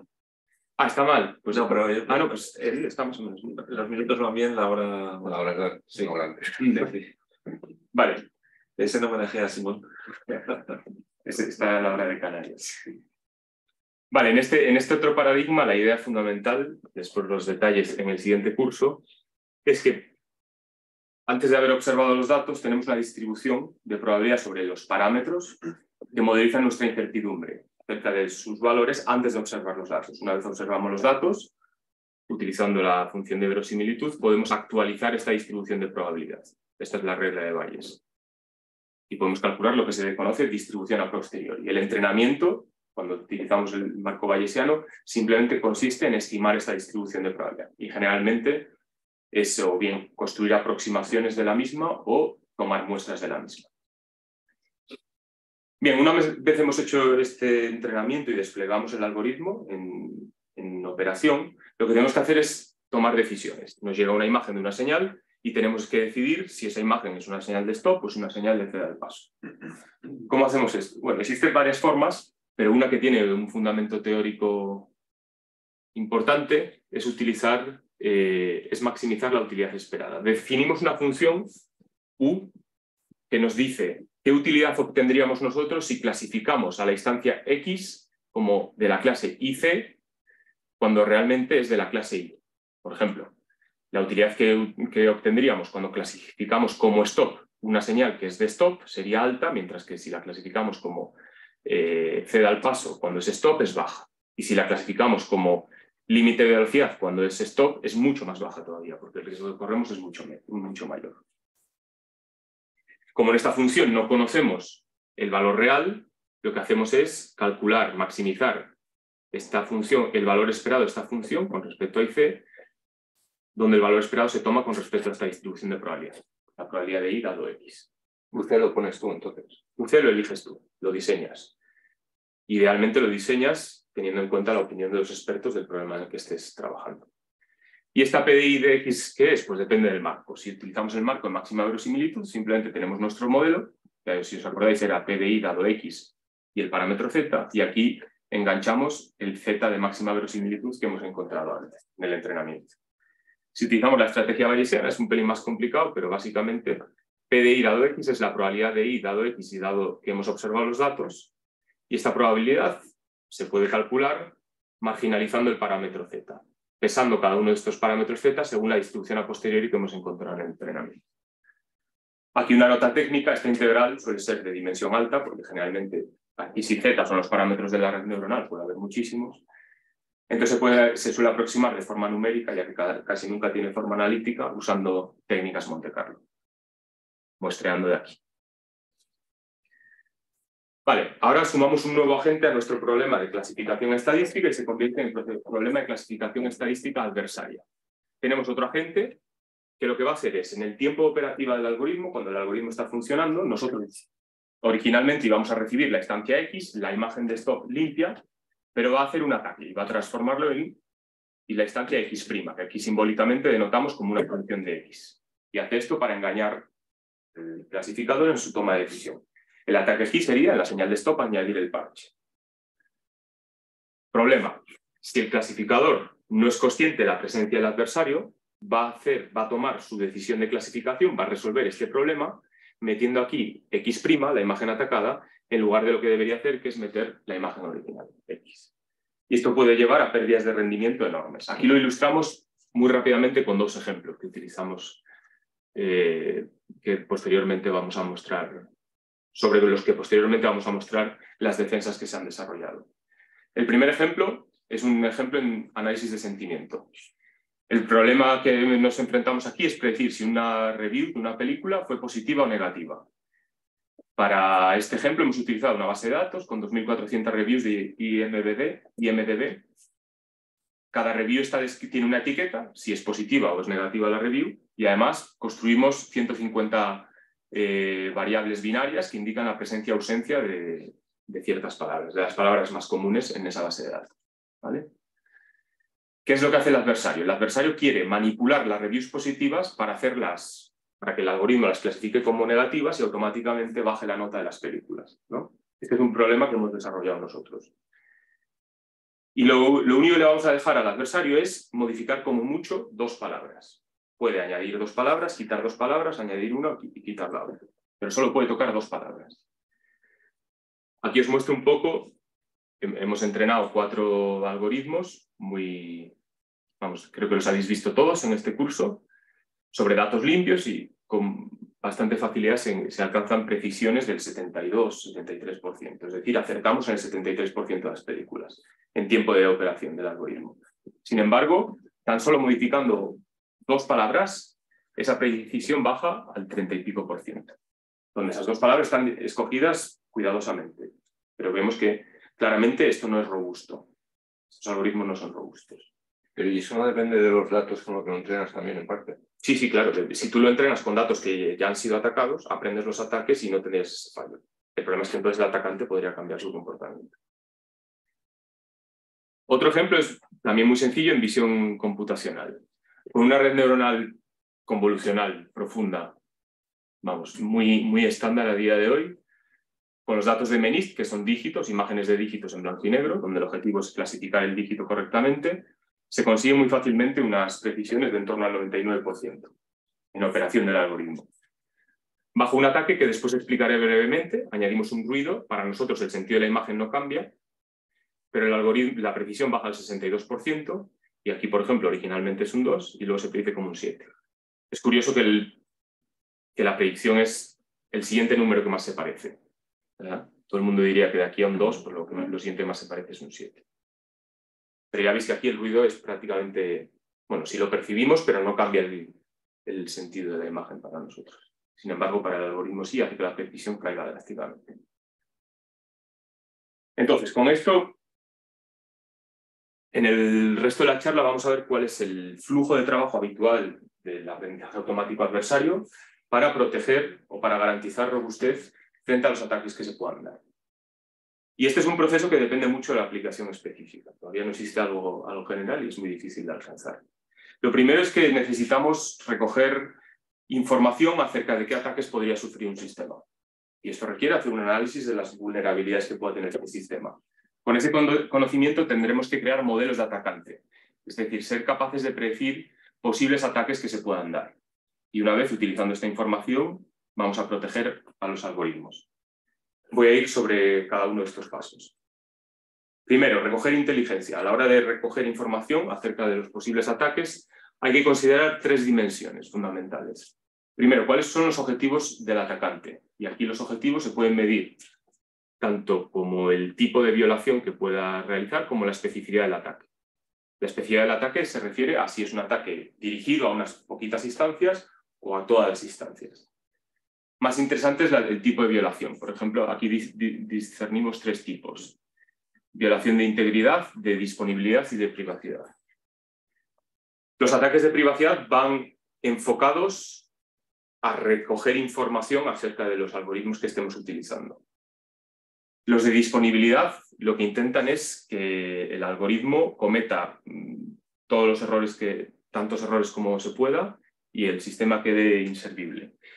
Los de integridad, que son quizás los más interesantes, el objetivo aquí es que una instancia que se considera mala sea clasificada como buena. Por ejemplo, en el problema de detección de spam, las instancias malas son los correos spam y el objetivo es que sean clasificados como correos legítimos para evadir el detector.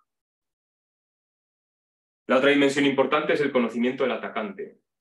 Tenemos que determinar cuánto conoce el atacante acerca del modelo. Y aquí hay toda una escala de grises entre lo que se conoce como ataques black box y white box. Grey box en realidad es un continuo. Black box, asumimos que el atacante no conoce nada del sistema, y white box lo conoce todo. Cuando es todo, es las covariables que se utilizan, el modelo, los pesos del modelo, los datos de entrenamiento, absolutamente todo. Cualquier cosa entre medias cae dentro de grey box. Por último, las capacidades del atacante. Aquí se distinguen ataques de envenenamiento y de evasión. Los de envenenamiento son aquellos que modifican los datos de entrenamiento para posteriormente inducir decisiones erróneas.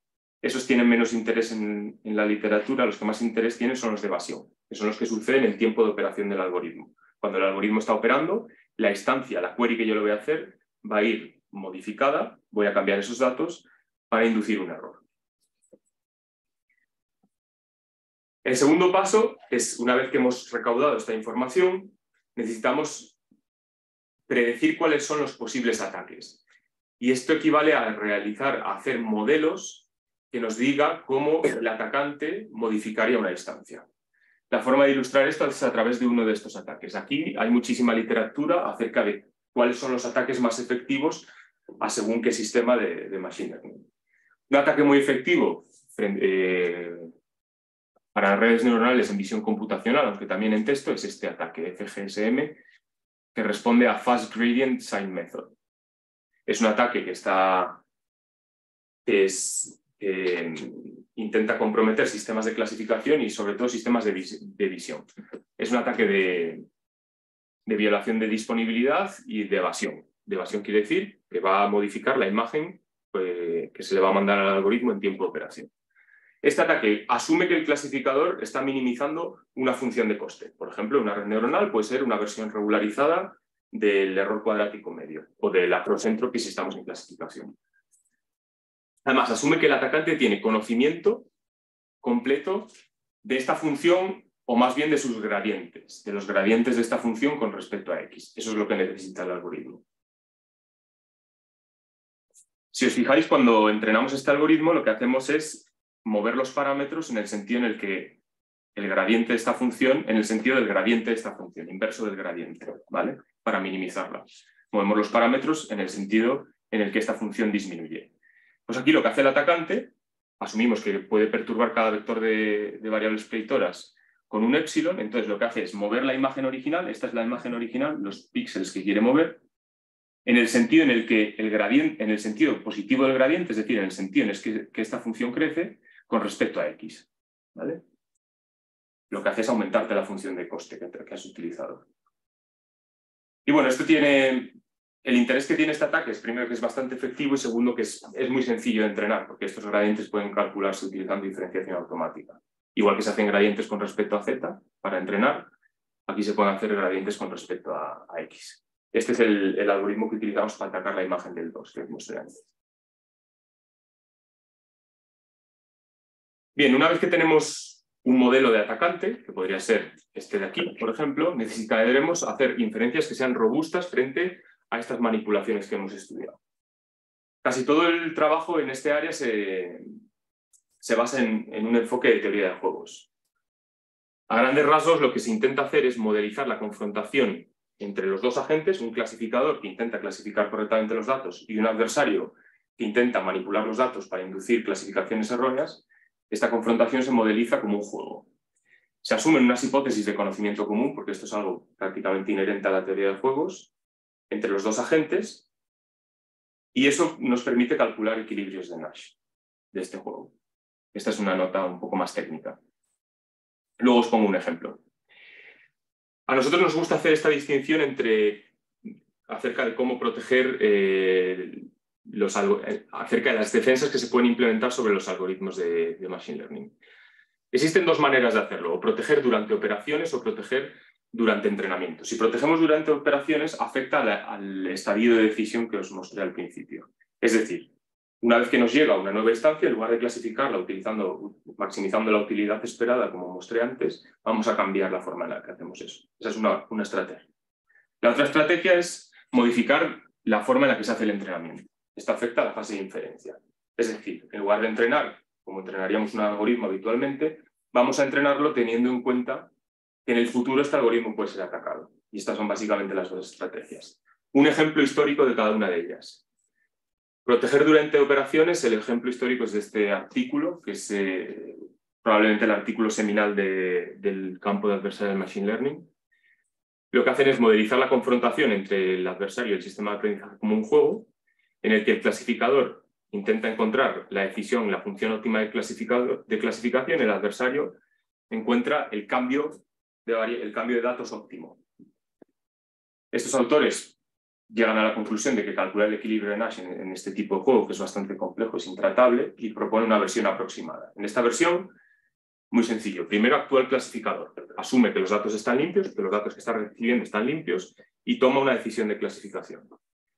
En el segundo estadio, asumen que el adversario conoce todo acerca del clasificador y entonces es capaz de transformar X en X', y cómo lo hace, minimizando un coste de la transformación sujeto a que se produce un cambio de etiqueta. ¿Vale? Como conocemos todo, cada un X, si el adversario conoce todo, sabe qué clasificación va a hacer el clasificador, simplemente se plantea un problema de optimización en el que se minimice el coste de esta transformación, se inventa una función de coste, y se pone una restricción, y es que la nueva X' cambie la decisión de clasificación. En el tercer paso de esta estrategia, el clasificador observa esta X', tiene conocimiento acerca de toda la estrategia del atacante, y entonces necesita hacer su decisión maximizando la utilidad esperada, donde ahora escribimos aquí X' y no escribimos X. Esta es la nueva instancia atacada.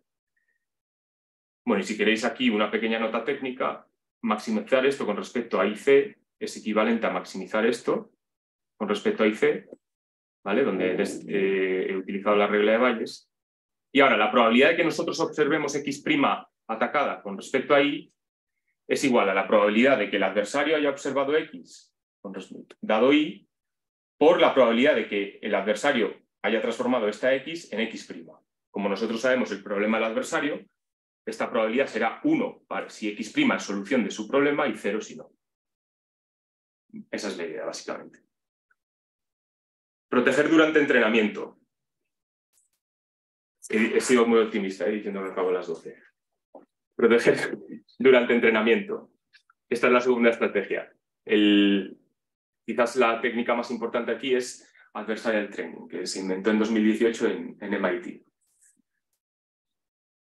Se restringe a modelos paramétricos, pero bueno, por ejemplo, redes neuronales son modelos paramétricos. Os recuerdo, sin adversario, en la fase de entrenamiento lo que hacemos es minimizar una función de coste. Generalmente las funciones de coste son la suma sobre todos los elementos del training set de una función, que depende de z, de x y de y sub i.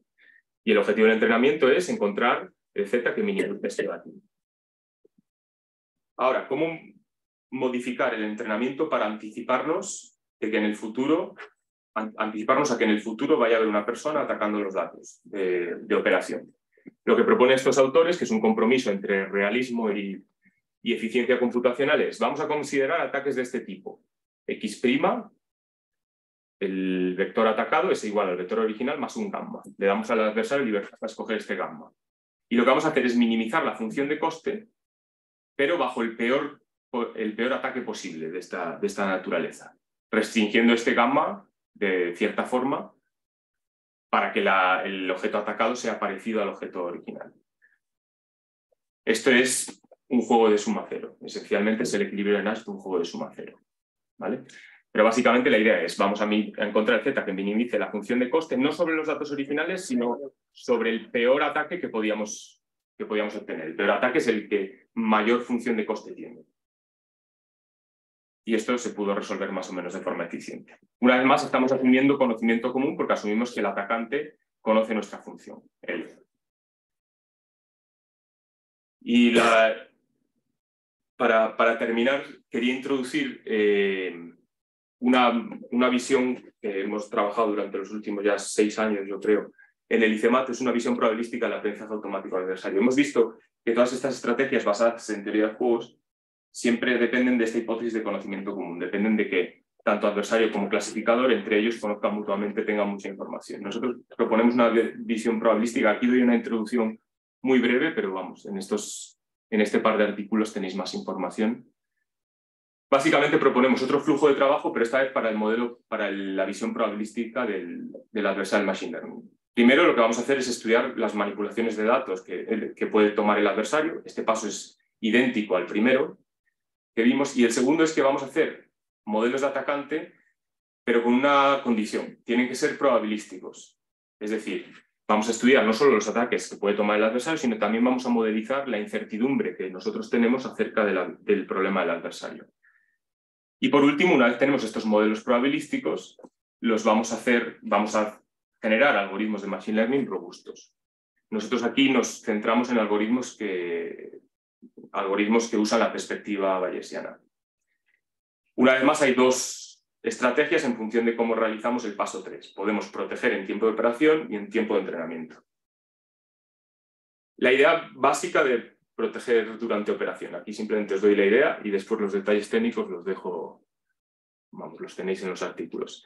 En tiempo de operación, el clasificador recibe una instancia que ahora puede estar potencialmente atacada y que tiene estas variables, x', variables predictoras.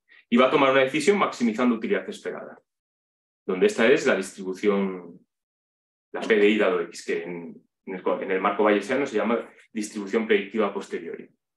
Si hacemos esto, vamos a tener predicciones erróneas porque estamos asumiendo que esta instancia es limpia. Entonces lo que vamos a hacer es modelizar la incertidumbre que tiene el clasificador acerca del origen de la instancia original, que es latente. Latente quiere decir que no la conocemos. No observamos la instancia original, que es la que ha recibido la instancia previa al ataque. Pero construimos una distribución de probabilidad sobre instancias originales dado x'. Y lo que hacemos es maximizar la utilidad esperada, donde hemos marginalizado, o sea, estamos teniendo en cuenta todas las posibles instancias originales, pesando cada una con la probabilidad que tenga según nuestro modelo. En general, aproximar esta integral es muy complejo. Resolver esta integral es complejo o imposible analíticamente en la mayor parte de los casos, y hacemos una aproximación Monte Carlo, porque la dimensión es muy alta. Entonces, todo lo que necesitamos es muestrear de esta distribución de probabilidad de la instancia original dado la instancia observada. Una vez tenemos esa muestra, podemos aproximar la integral y resolver nuestro problema. Todo lo que necesitaríamos en este marco para que fuese operativo es saber muestrear de esta distribución de aquí. ¿Cómo se hace? Bueno, aquí simplemente voy a dar una pincelada. Para hacer eso necesitamos hacer inferencia acerca de cuál es la instancia original x si nosotros hemos observado la atacada x'. Hacer eso requiere elaborar un modelo atacante que es probabilístico, es decir, una distribución de probabilidad sobre qué haría el atacante si recibe la instancia x, cómo la modificaría. Estos son los pasos 1 y 2 del flujo de trabajo.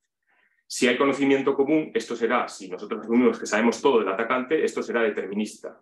Si no, es probabilístico. Construimos esta distribución de probabilidades. Después usamos muestras de esta distribución para obtener muestras de la distribución inversa. ¿Cómo se hace esto? Es ya bastante más técnico. Se utilizan técnicas de computación bayesiana aproximada. Si recordáis el ejemplo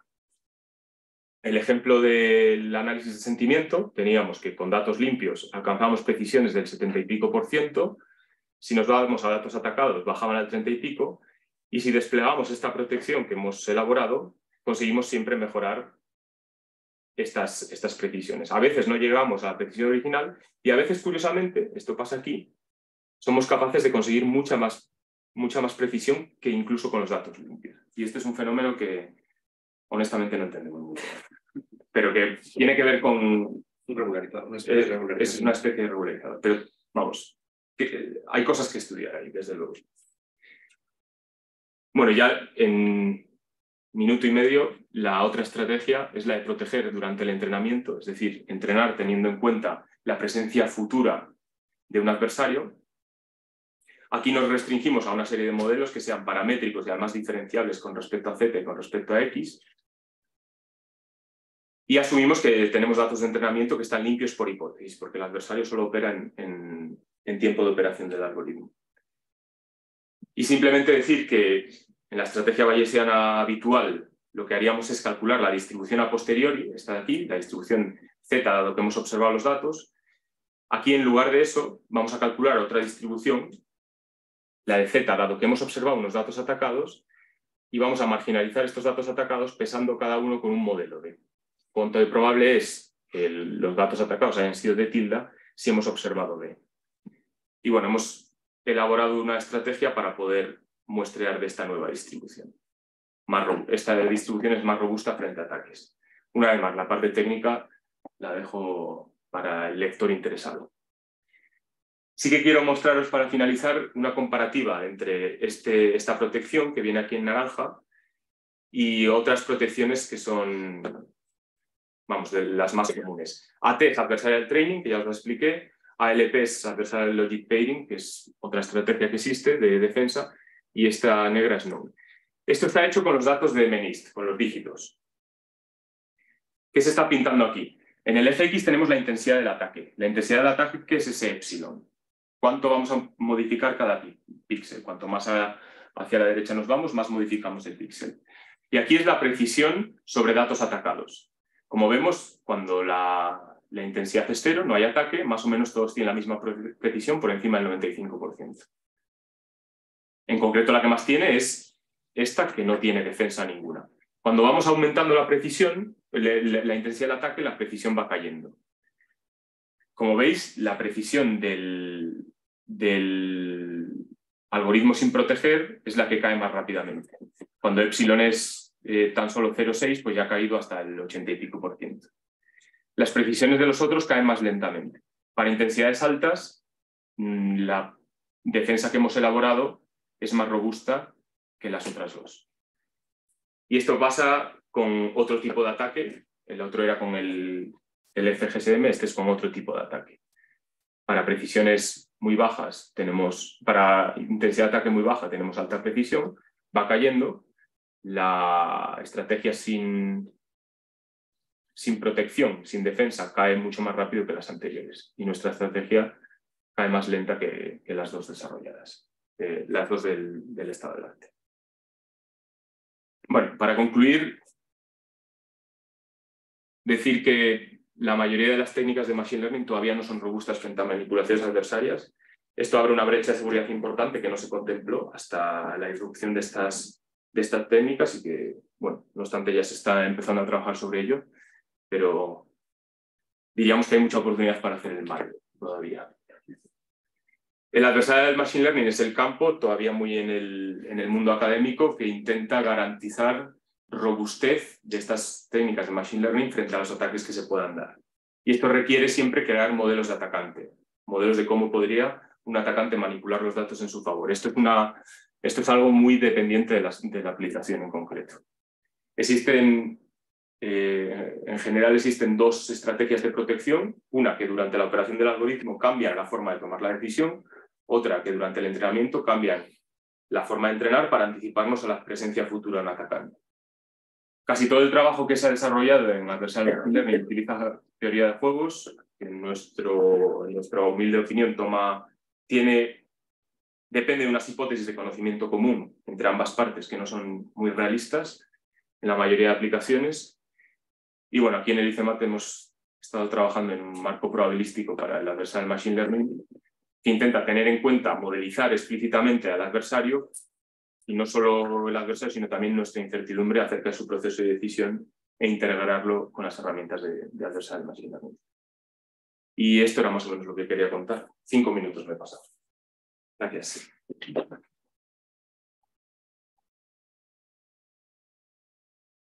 Tengo una pregunta. En este score sobre el que luego comparas cuando hay adversarial attacks, ¿de alguna forma ahí está incorporado una especie de plasticidad de la toma de decisiones? O sea, ¿es la plasticidad una variable que se cuenta en estos? ¿Qué significa? Por plasticidad me refiero a que tú esto lo entrenes, pero tu toma de decisiones sea plástica. O sea, plasticidad sería la versión buena del adversarial attack. Es decir, que tu caja negra pueda tomar decisiones correctas en datos que no serían los esperados. O sea, ya digo, sería una versión positiva del adversarial attack. El adversarial attack básicamente lo que te está diciendo es, mira, tienes unos datos sobre lo que empiezas a fallar. Pero yo asumo que habría un score sobre, que yo llamaría score de plasticidad, que dirías, mira, datos que no esperabas, aún así tomas buenas decisiones. Claro. Entonces me preguntaba si eso lo medís en algún momento y si no hay una trade-off ahí, porque en el momento en que tú quieres mejorar la robustez de la toma de decisiones, estás perdiendo en plasticidad. Sí, sin duda. Mira, en estos algoritmos, por ejemplo, estos son 4, cuando no hay ataque, es decir, sobre las instancias que te esperabas, tienen todos más o menos la misma precisión. Y después aquí lo que estamos haciendo es coger un conjunto de test y atacar todas, las del conjunto de test, todas. Cuando vamos atacando las del conjunto de test, la precisión va cayendo. Evidentemente, si en lugar de atacar todas, atacas unas y otras no, vamos a seguir ganando porque al principio estamos prácticamente igual. Es decir, sobre las instancias que esperamos, tenemos una precisión de 90 y pico %, sobre las instancias que no esperamos, con esta intensidad de ataque, tenemos una precisión de cerca del 80% por debajo.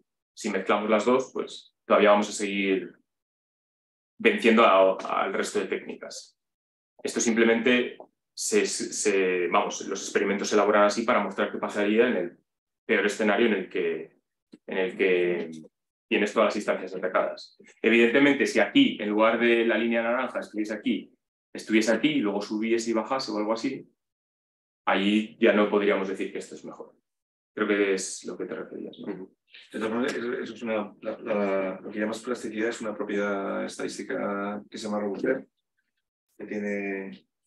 Lo que pasa es que digamos, la teoría clásica de robustez, que hay una versión bayesiana y una versión clásica, no tiene en cuenta que, digamos, esos datos anómalos o diferentes provengan de un malo. Entonces, aquí lo que se intenta es, pues eso, modelizar ese posible mal. Claro, y mi pregunta era si entonces sobre esa robustez que tú dices original, si eso no lo pierde. O sea, al proteger sobre la robustez, o sea, al mejorar la robustez sobre lo malo, no pierde la robustez sobre lo bueno. En este caso, esa era mi pregunta. Bueno, en ese caso no, pero en general, o sea, lo que podrías hacer es intentar robustificar frente a ataques modelos de estadística robusta, como si dijese, sería posible. ¿Qué quiere decir PGD ahí? Projected Gradient Descent, es otro tipo de ataque. ¿Y la L1 pequeñita? Pues que en el problema de optimización que se resuelve utiliza una regulación en el una norma L1 para... Pero es otro de los ataques que están en la literatura. Otra pregunta. ¿Y esto tiene una relación en general con ingeniería de sistemas complejos, donde lo que estás intentando evitar es los típicos fallos que aparecerían en ese sistema? Y, o sea, ¿se puede leer de esa literatura un poco para incorporarla aquí? ¿O suena? No, ahí los ataques adversarios serían fallos típicos. Imagínate en todo el sistema de control complejo de un avión, pues que haya fallos típicos y eso lo interpretaría como adversarial attacks. Entonces, ¿hasta qué punto ese tipo de marco se podría traer a...? Bueno, este es un problema bastante más complejo, en el sentido de que aquí los fallos que puedas tener vienen motivados por un agente que es dinámico, ¿vale? Vienen motivados por una persona que puede responder a las contramedidas que tú vayas a tomar. Mientras que los fallos que puede haber en un avión, por ejemplo, si tú tomas una contramedida para proteger el avión, esos fallos no van a cambiar su comportamiento. Aquí los fallos, los ataques son intencionados. Por eso el campo es enormemente más complejo. En falta nociones de equilibrio, como el equilibrio de Nash, donde sabes que aunque cambie, aunque el atacante se adapte, pues tienes una garantía de que vas a tener un mínimo de utilidad. Y en el caso de ataques de software, donde sí que los ataques sí que serían... Sí. No hay... A ver, depende del tipo de ataques, pero sí hay de hecho una comunidad que se dedica a ataques adversarios en detección de malware. No sé si hicimos algún ejemplo, pero sí. Perfecto. Okay. Pues, Yo lo que quería decir dos cosas. La parte de ataques por hardware, es decir, el hecho de que yo la vulnerabilidad que le veo a irme por la perspectiva bayesiana que me requiere recurrir a los modelos markovianos para poder llegar a una aproximación, es que hay ataques que son simplemente en el cálculo infinitesimal, es decir, en el hecho del cómputo, ¿no? Antonio Napa, por ejemplo, hizo la presentación hace no mucho, que era, lo que pasa es que, claro, ese tipo de ataque que fundamentalmente lo que está haciendo es intervenir, ¿no? A nivel de magnetismo, ¿no? En la capacidad del computador de llegar a un resultado, ¿no? De converger a un resultado. Tú no puedes predecir, es decir, tú no sabes cómo estás atacando. De hecho, tiene varios experimentos, ¿no? Como tanto, por ejemplo, de enviar hacia el espacio, ¿no? Para disfrutar ahí de los efectos de radiaciones, ¿no? Lo que pasa es que, claro, no son como, no es ese nivel de cuidado que tú estabas teniendo a la hora de manipular, ¿no? Sin embargo, sí que es otro tipo de ataque que se podría considerar. Y respecto al tema del common knowledge, ¿ok? Lo que estoy pensando es que seguramente es interesante, a ver, que si nos vamos a los ejercicios que se hacen en los ciberejercicios, ¿no? De Red Team, Blue Team, hay siempre una base de common knowledge que es the state of the art, ¿ok? Es decir, cuando tú estás... Y sin embargo, sí que se podrían utilizar ese tipo de ejercicio para tener datos empíricos que modelicen el comportamiento de estos equipos, ¿no? Porque sí que hay mucho, ¿no? Y probablemente eso podría ayudar, ¿no? Sí, sin duda. De hecho, bueno, no he entrado mucho en detalle, pero lo que hacemos nosotros para modelizar estas distribuciones es, vamos, el problema del atacante, modelizamos el atacante de cierta forma, su problema depende de ciertos elementos, ciertas funciones, y a esas funciones las modelizamos como distribuciones de probabilidad sobre clases más amplias de funciones. Pues esas distribuciones de una media, que por ejemplo podría ser lo que en un entorno simulado se obtiene se obtiene, por ejemplo, confrontando a un red team y un blue team. Se gana información y eso se utiliza para determinar la media de esas distribuciones de probabilidad. Y después la varianza más o menos depende de cuánta incertidumbre tengamos acerca de ese valor real. Se podría utilizar, sí. Muy bien. Pues nada, brillante. Muchas gracias a Sara y a Roy.